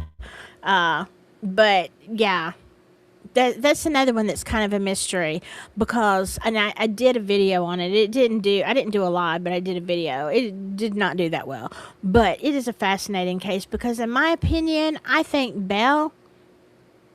she got out. I don't think that was her. I think she staged her whole death. Um, she wasn't much to look at, but I tell you what, she was smart. She was a smart, um, she was a smart woman, and I don't think there is any way that she allowed herself to be trapped in that house the way that it was. Yeah. Hey, Roberta. Yeah, Belle had a lot of bad luck. She sure did. It's a, yeah, she definitely got away. I think so. All right, I am going to show you some stuff. Now, let me connect. Let me get over here and try to connect to, hold on. I'm going to pull up. So I found some stuff on TikTok about this, okay? Because I wanted to, and I may have to adjust this. We'll see. We'll see what it looks like.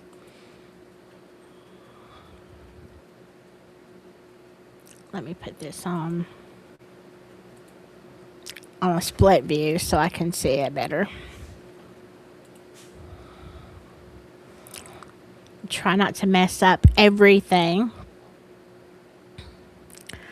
All right, let's take a look at this. Right. Mark Goodyear. Let me stop it for just a second. Okay, it is going to play good. All right, this is... And I'm hoping that by doing this, I'm not going to get a strike. Okay, that's why I did it this way. So,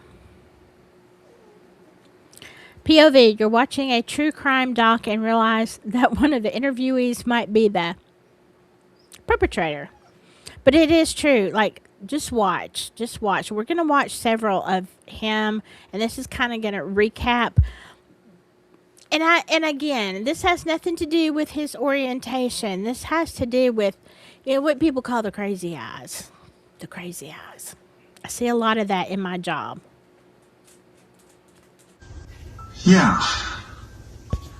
Let me ask you, what do you think? Am I the evil culprit, the accomplice? I'd like to know how the audience views me.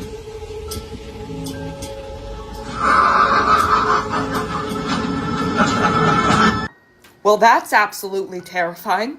So let me explain why people think that Mark Goodyear here has a role in the Fox Hollow case.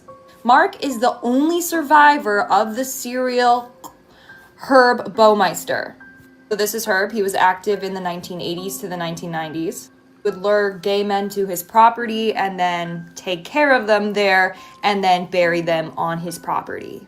Mark says that he met him at a bar. The guy bought him a drink and he felt suspicious about it, so he went to the bathroom, dumped it out, rinsed out the glass, and then returned back with a glass full of water. He then said he went back to his place and they had consensual bound chicka wow wow. During a new documentary, though, it seems like there was a lot of discrepancies in the case and people are now pointing fingers to him, especially with how odd and creepy he was acting in this documentary. I'm gonna do part 2 where I dive even deeper into him. Mark Goodyear.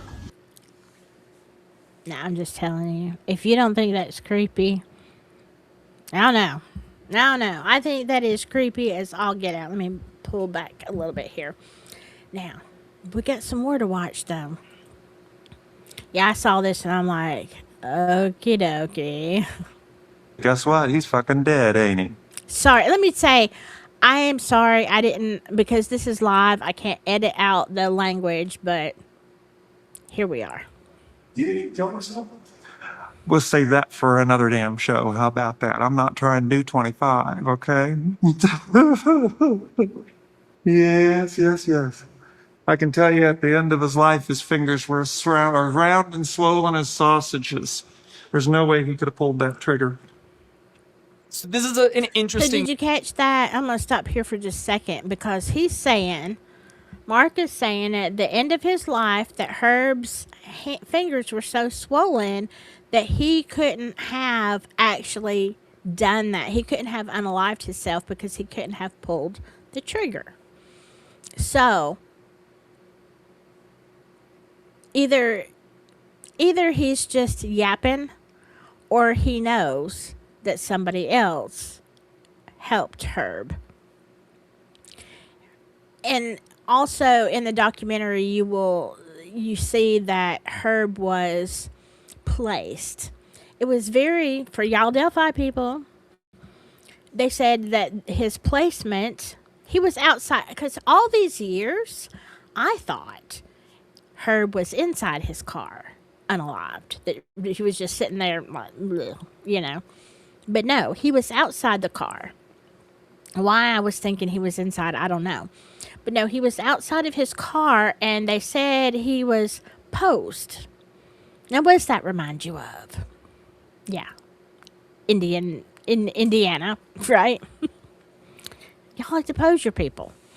Yeah, they said he was like kind of in a pose, not like an odonistic pose, I don't think, but it was like I don't know, and not a natural pose. I mean, it looked staged or at least planned, not like you just were in grief and did what you did and flopped.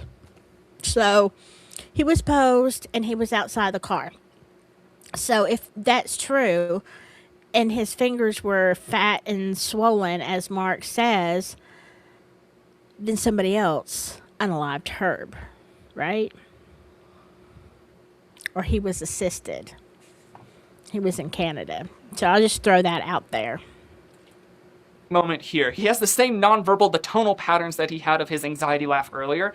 You hear a lot more of his vocal cords being activated, and they're strained, the pitch is up. Before that was an indicator of anxiety, it could be another indicator of anxiety here. He also says, I'm not going to talk about that, that's the time for another one, which goes back on his thing of I want this to be my only one. Again, another incongruency there. And then he offers some details about Baumeister before his death, and then says there's no way that he could have pulled that trigger. Now, this is a very overt admission of very specific information. It sounds like information that only a person who would have been in the place of a murderer could have known. Guess what? He's fucking dead, ain't he? So, also, in the comments on this video, it says, somebody says, let me get over here. They say he's not dead. I believe he's an attorney in Napa Valley, California. There's too many similarities. I'm going to say, I'm looking for the replies to this. His name is Gregory. Huh.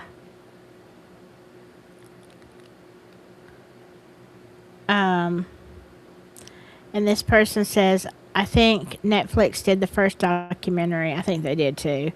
It says that I posted pictures of the SK. I don't know. Maybe he just looks like somebody. You never know on these things. But would it surprise me that somebody, I mean, they said he was unalive. We don't know. We don't know. We didn't see the body. It's not like it was on public display. They say stuff. What do we really know about it? But anyway, we're not done. Let's see. I think this must be and not only that, just some of the answers he gave in that, in the first 4 episodes, when they were talking to him, and they had a witness statement, a police report, witness statement, and this guy says he saw Mark Goodyear hold a man in the backyard of Fox Hollow, that Mark held this guy while Herb shot him. Yep.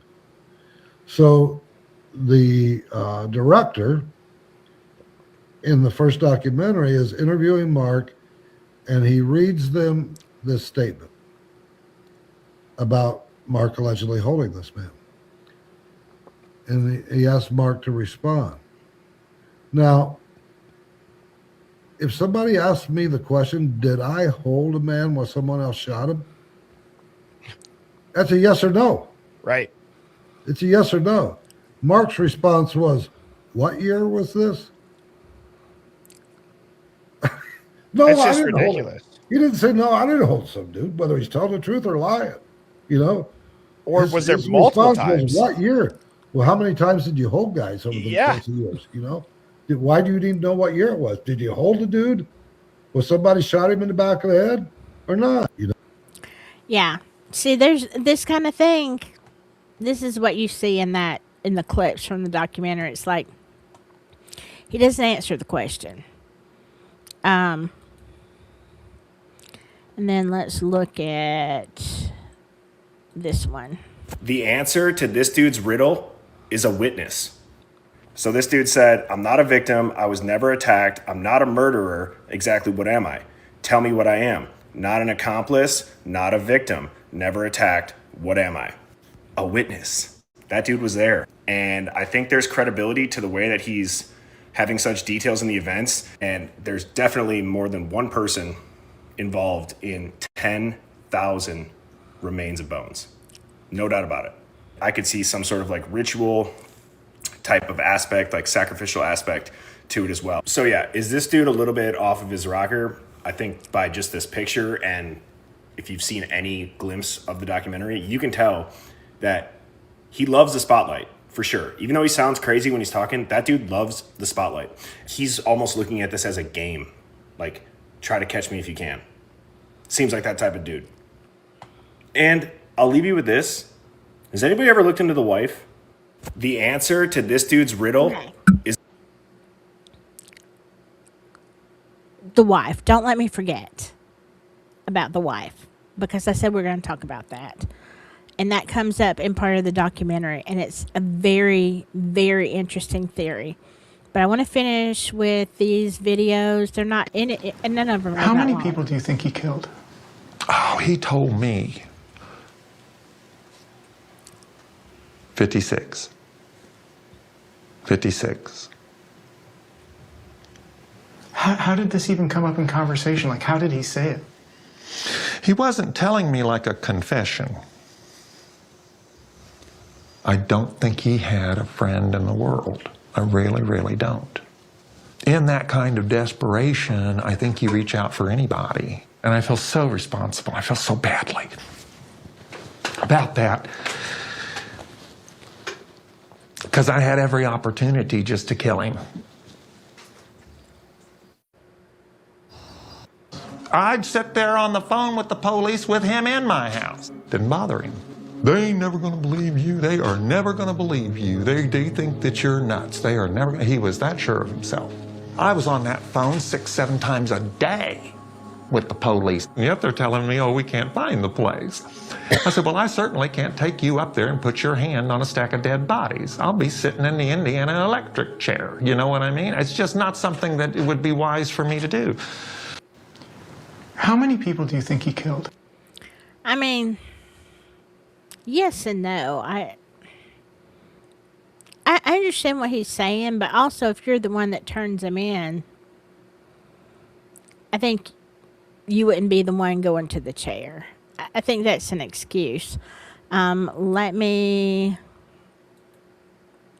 throw this up there. Hiawatha says he was laying across a rock platform in a crucifix pose with a dead duck on either side of him and a gun far away from him. Okay, see, yeah. I didn't realize that. I don't think anything that I read back when, I remember when this happened, when the news was breaking, and I honestly do not remember hearing any of that. I always thought he was just found inside his car. So this was, yeah, you're talking about on a rock platform in a crucifix pose. I remember seeing this in the documentary about the documentary, about how they had like a fake picture, like a little cartoon kind of esque picture, just to show how he was laid out, and that it showed dead birds on the sides of him. I was like, that's bizarre. That is more ritualistic. And so, was there a ritualistic aspect to all of these unalivings, or was it just pleasure? Was it, what was it? You have to wonder. Hello, Goddess 3131. Welcome.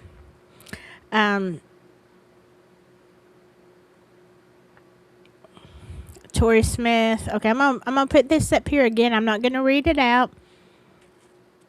I think I did. I think I do remember him saying that. Carol. Like I said, I did watch his stuff, but it's been like several years.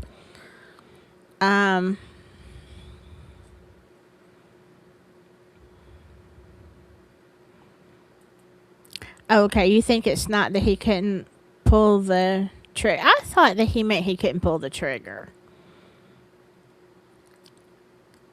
I don't know, because he was talking about at the end. I mean, I know it doesn't take much, but I guess it depends.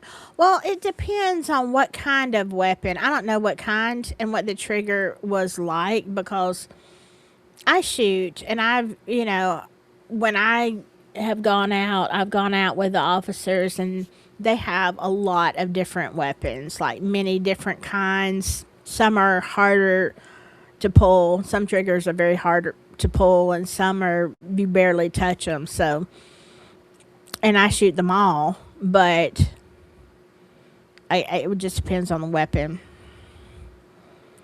Let's see. Okay. Let's look at just the last few of these.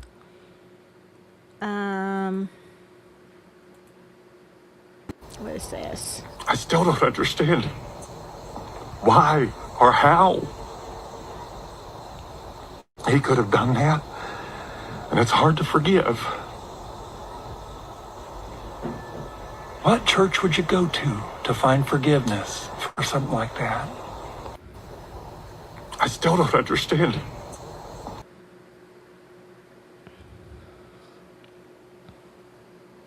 I mean, I don't know. What do y'all think? I wouldn't wear it. I'd like to take a run at Goodyear, but I don't have the authority anymore. If somebody can interview him, I would love to show what all of the contradictions are and then just start hammering him with those contradictions. Because I think he'd get flustered very quickly.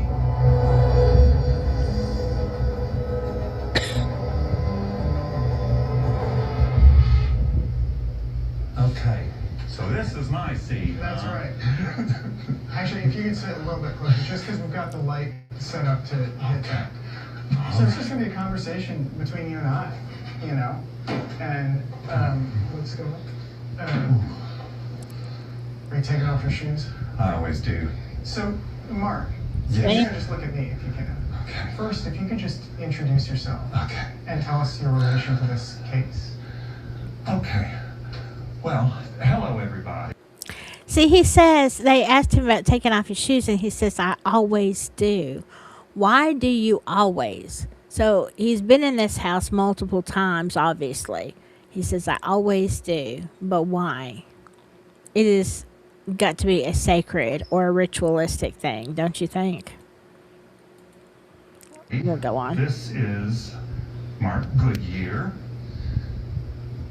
Yeah. Let me ask you, what do you think? Am I the evil culprit, the accomplice? I'd like to know how the audience views me.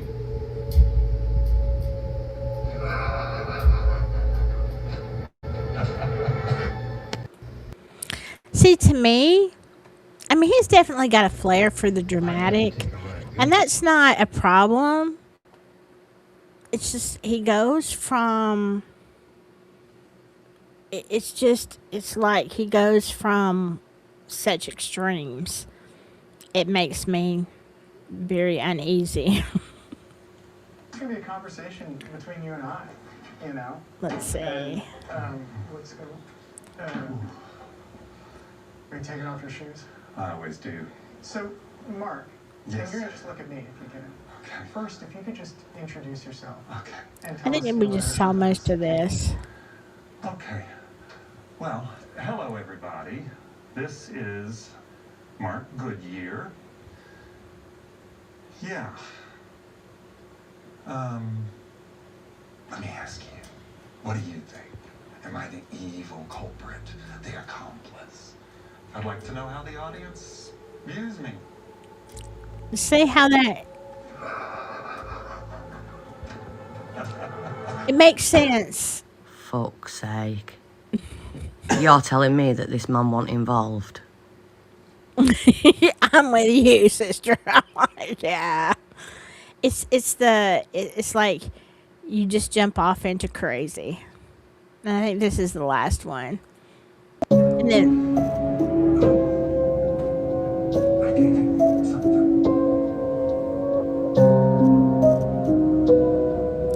okay, my theory is Mark Goodyear was dating Herb and committed all of these unalivings at Herb's house when Herb found out. Now, see, I don't believe all that, but when Herb found out, got fed up, he threatened to go to the police.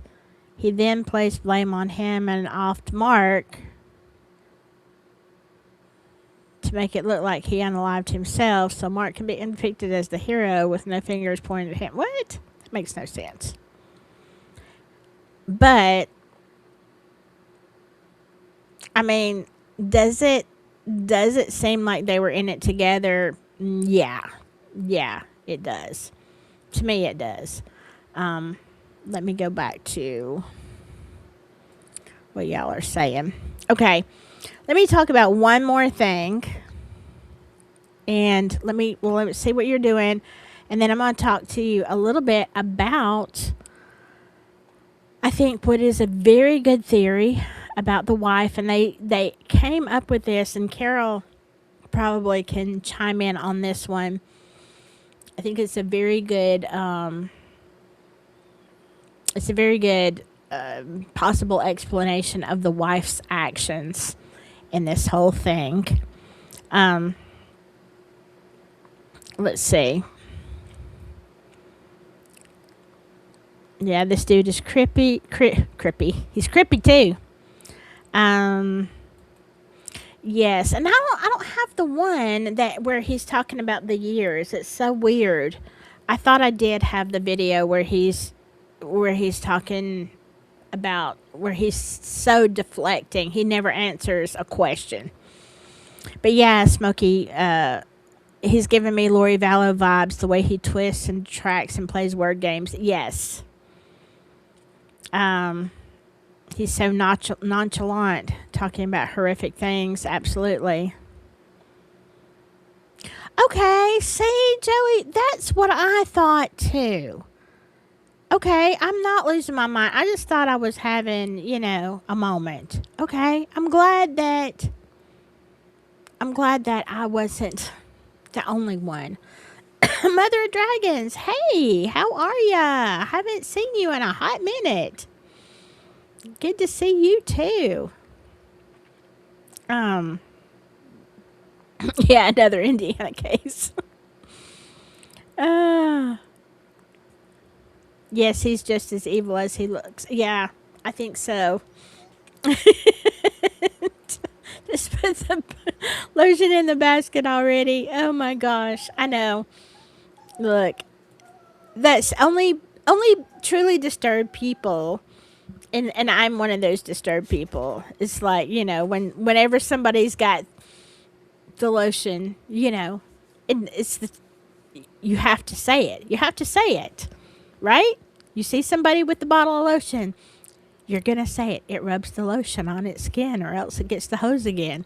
Like, all of us disturbed people say that. When you see somebody doing this at work or whatever, they're rubbing their, If you know, you know. If you're disturbed, you know. We do it. And we're like, hee hee hee hee hee. It rubs the lotion on its skin. Completely disturbed. But if I wasn't, would I be doing this? Okay. Prime example of Duper's delight. Yes, it is. It is. And again, it has nothing to do. I think he's a very dramatic person, and that's fine. So am I. Nothing wrong with that. But it goes into far more than that. I would say absolutely go watch Return to Fox Hollow, even though I didn't. And if you don't have time, because it is many episodes, but if you don't have time, do what I did and read and watch the documentary about the documentary of Return to Fox Hollow, because it's like an hour and 15 minutes, and I'm like, it was a catch up. It was a quick catch up, and I was like, holy crap. But yeah. Okay, so now let's talk about what they suggested, and maybe Carol can chime in on this one too. And this is something I probably need to research and do, and really, I didn't think about it until they said this. But it is a prime case. Okay, we're talking about Jeffrey Dahmer. And also Herb Baumeister. Herb's dad was oh my gosh, y'all. I just had a brain cramp. He was something. He was a professional something, okay? I don't know what he was. You know how Jeffrey's dad, like Dahmer's dad, was worked in science, something. He was a professional. He was a professional something also, remember? And so was Baumeister's dad. They're in the upper crust as far as, education, authority, whatever. So the theory is, and especially where they were geographically, and the type of people that they are, is that they said a lot of the SKs, especially this time period, but across the board, and they named these two, and there apparently are others. So I really need to, and maybe y'all can know off the top of your head, which SKs had very well educated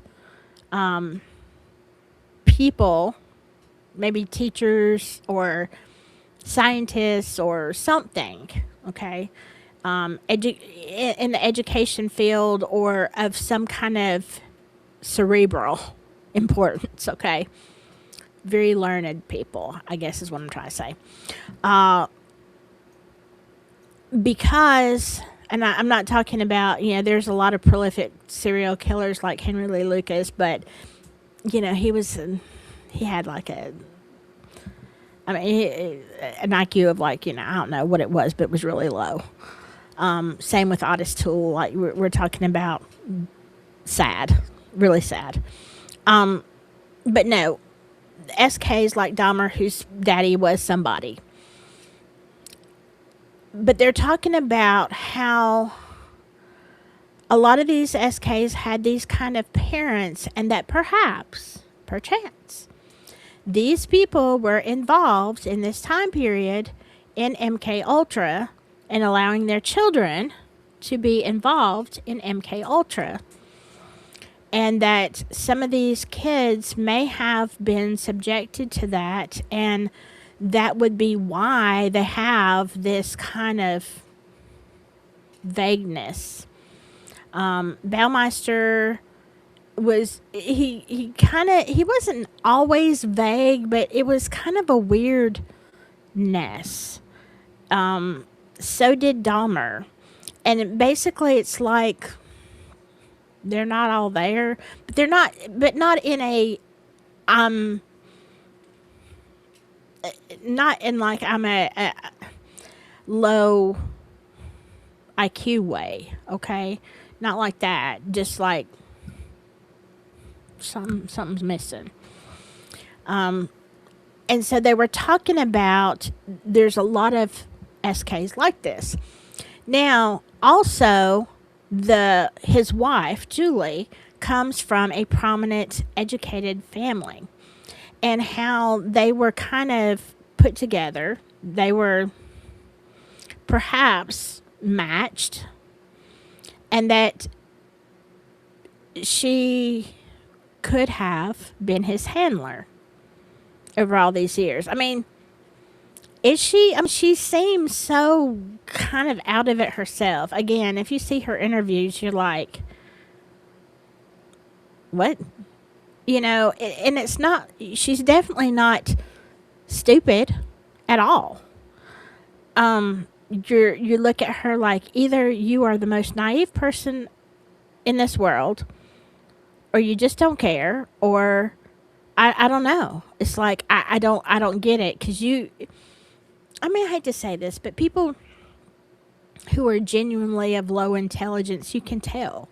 Like, you really just, it's kind of like that 6-week-old Labrador puppy. It's like, you know, well, you're cute.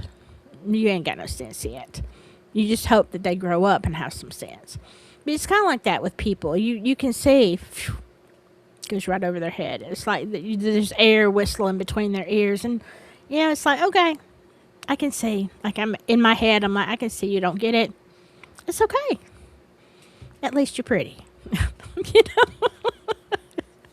We say that about an officer. There's a particular officer at work. We're like, at least you're pretty. But anyway, I digress. But you know what I'm saying. They're just people like that. But she's not like that. You can tell that she's not of low intelligence. So it's in the documentary about the documentary.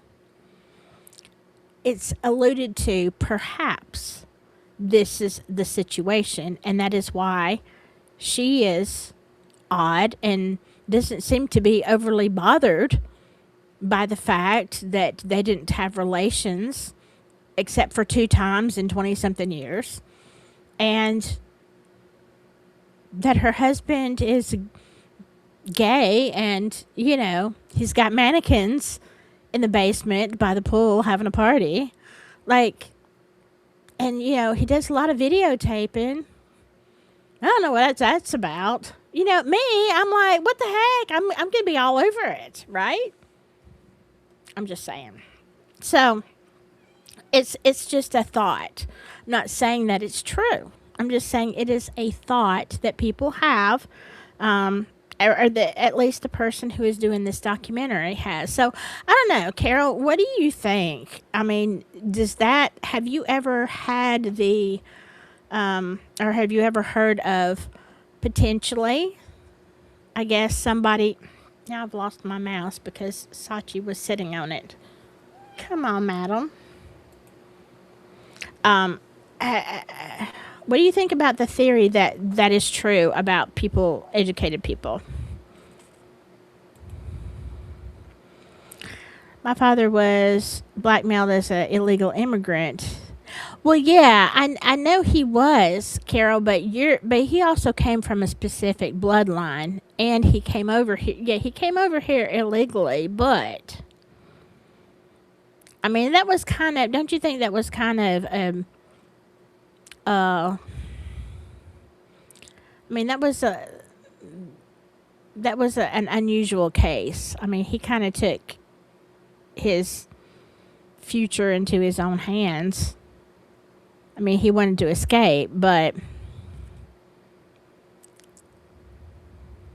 let me see what you were saying before that. Aw, thank you, Dewey. I appreciate that. Let's see. Hi, Walter, you're supposed to be sleeping. Thank goodness I can stay up and I can sleep late.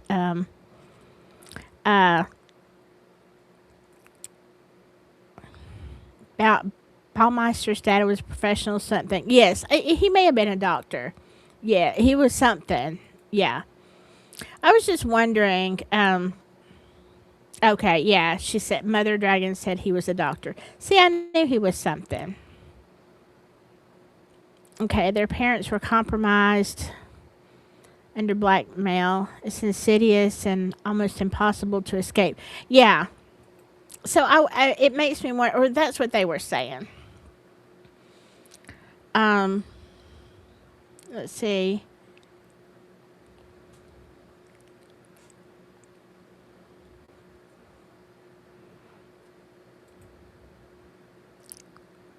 Yeah, I don't know. Well, some do seem to be oblivious. I don't know if that's by choice.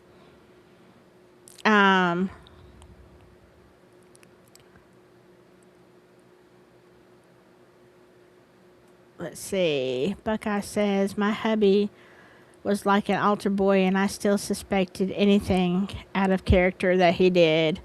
Well, I mean, But though you kind of have to with everything that has come out about the Catholic Church, and I say that, and half of all the family on my mom's side are Catholic, so. But I mean, it is what it is. You have to wonder.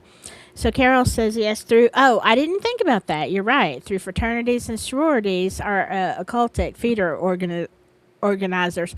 Yeah, you're right. So that would be exactly where they probably get you. Yeah, didn't think about that.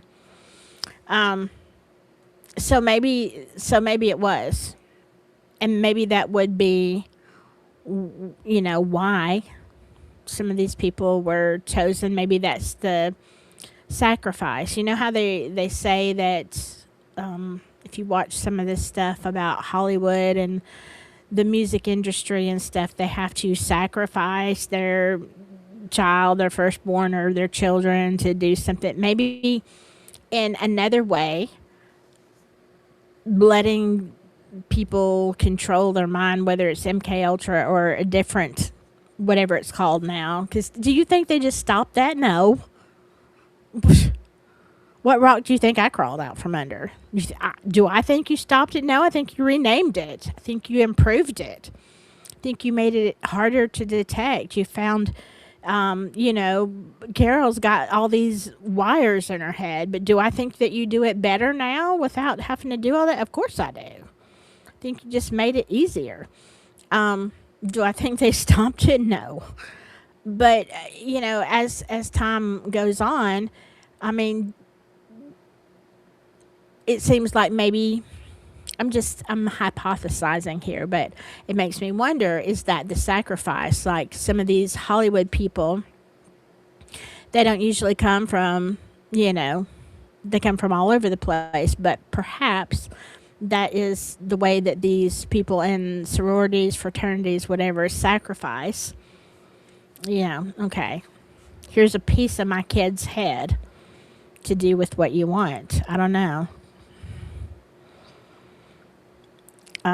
Carol says, when you escape from MK Ultra, people still try to gaslight you. It's infuriating. I can imagine. I mean, and I know people still have said for years, Carol, that it didn't happen. That I think only now it's almost universally accepted that it did for most people. They'll acknowledge that. Maybe because you can literally go to the CIA unclassified stuff and see the documents from MK Ultra. I'm sure not everything, but there's so much evidence that it did. But for decades, I know you had to fight against people saying that you were crazy, that it didn't happen. Yeah, there's a lot of weird stuff that goes around Idaho for the college campuses. And then Mother Dragon said, Idaho Fort, look, I am not settled on that case. I think there is so much more to it than what we know. And I don't know. I'm not settled that Koberger did it or did it alone for sure. That is a messed up case right there. It's as messed up as Delphi ever thought about being, in a whole different way.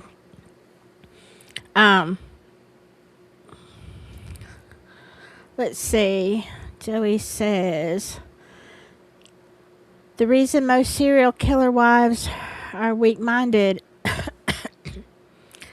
and do not challenge their husbands because serial SKs look for women like that. Yeah, that is true.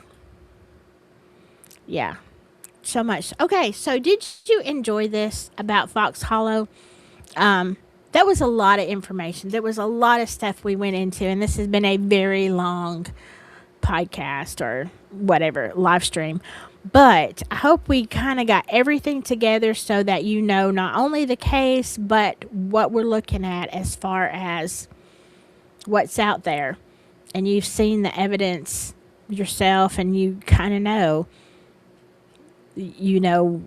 what was withheld.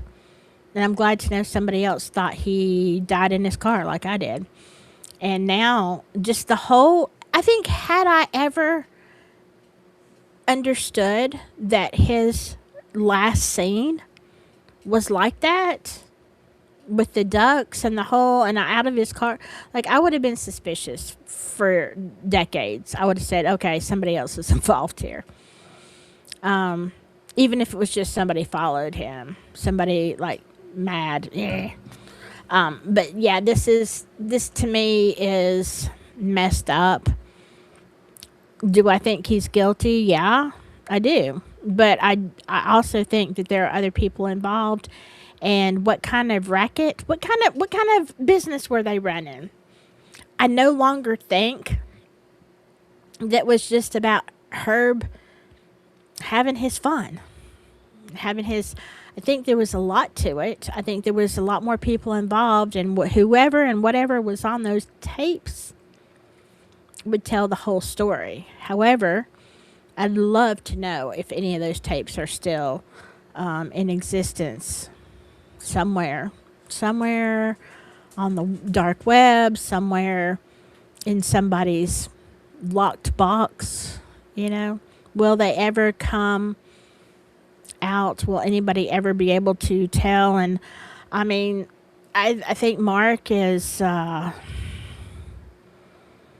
think that Mark is definitely a wild card. I think that he definitely was involved. Was it just Herb and Mark? I don't even know that it was just them. I think there was probably, because of the videotapes and everything, I don't know, my question is, where was Mark Goodyear when Herb Baumeister passed away? Was he in Indiana? Because if Mark 100% has an alibi for the time that Herb Baumeister passed away, then there is even more people involved for sure. That's my opinion. I mean, allegedly. If he doesn't have an alibi for those days or whatever, then potentially it could have been them. It is a lot. I don't think the logistics that the coroner is talking about the weight and all this stuff, I think that could be worked through. Between a wheelbarrow and adrenaline, I think that it could be worked through. The other stuff, not necessarily. Okay, let's see. I am going to. I'm trying to get up and see. Okay, so, yeah, I don't think Koberger did it alone. All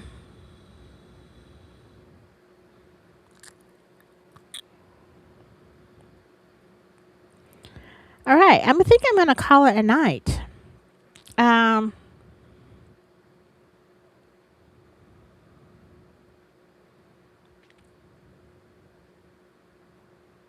Yeah, those tapes are somewhere. Okay. Well, Mother of Dragons, I hope you enjoy the whole stream. I hope y'all enjoyed the whole stream tonight. And I'm going to look into the Sylvia Likens thing.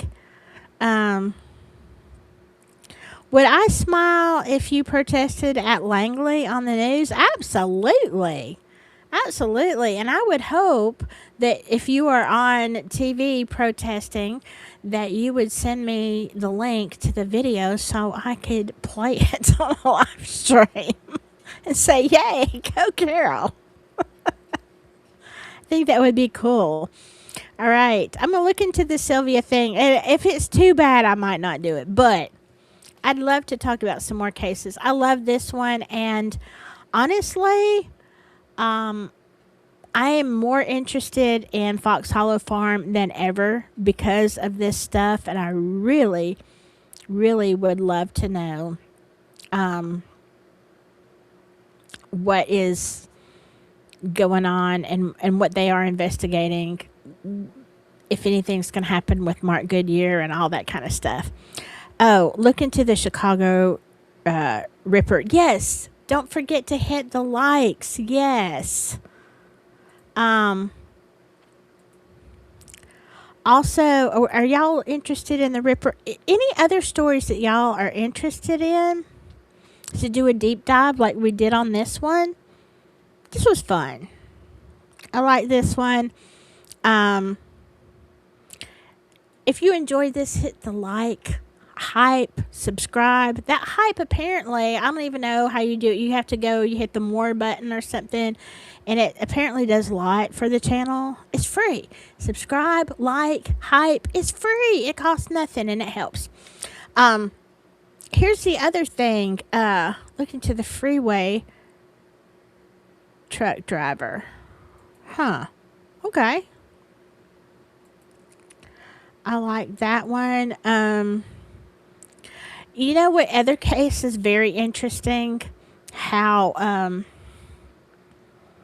it's kind of like a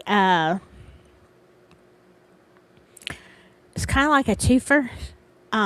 Remember the boy Steven Stainer who went missing, and then he was found a few years later, and then his brother became an SK. It's a whole mess. Yeah, y'all know about that case. That was like, I didn't even realize that was his brother. It is so messed up, that case. And then the whole thing, like, years, like, it is so bad. It is such a bad case. It's crazy. All right, y'all have a great and wonderful weekend. I hope you enjoy it. I don't know if I'm going to do any more lives this weekend. I'm going to try to find some more stuff to do. Good. I'm glad you love this type of show. Have a great one. Yes, Carol, I'm backing you 100%. All right. Whatever you do, stay safe out there. And for heaven's sakes, just stay silky. Bye-bye.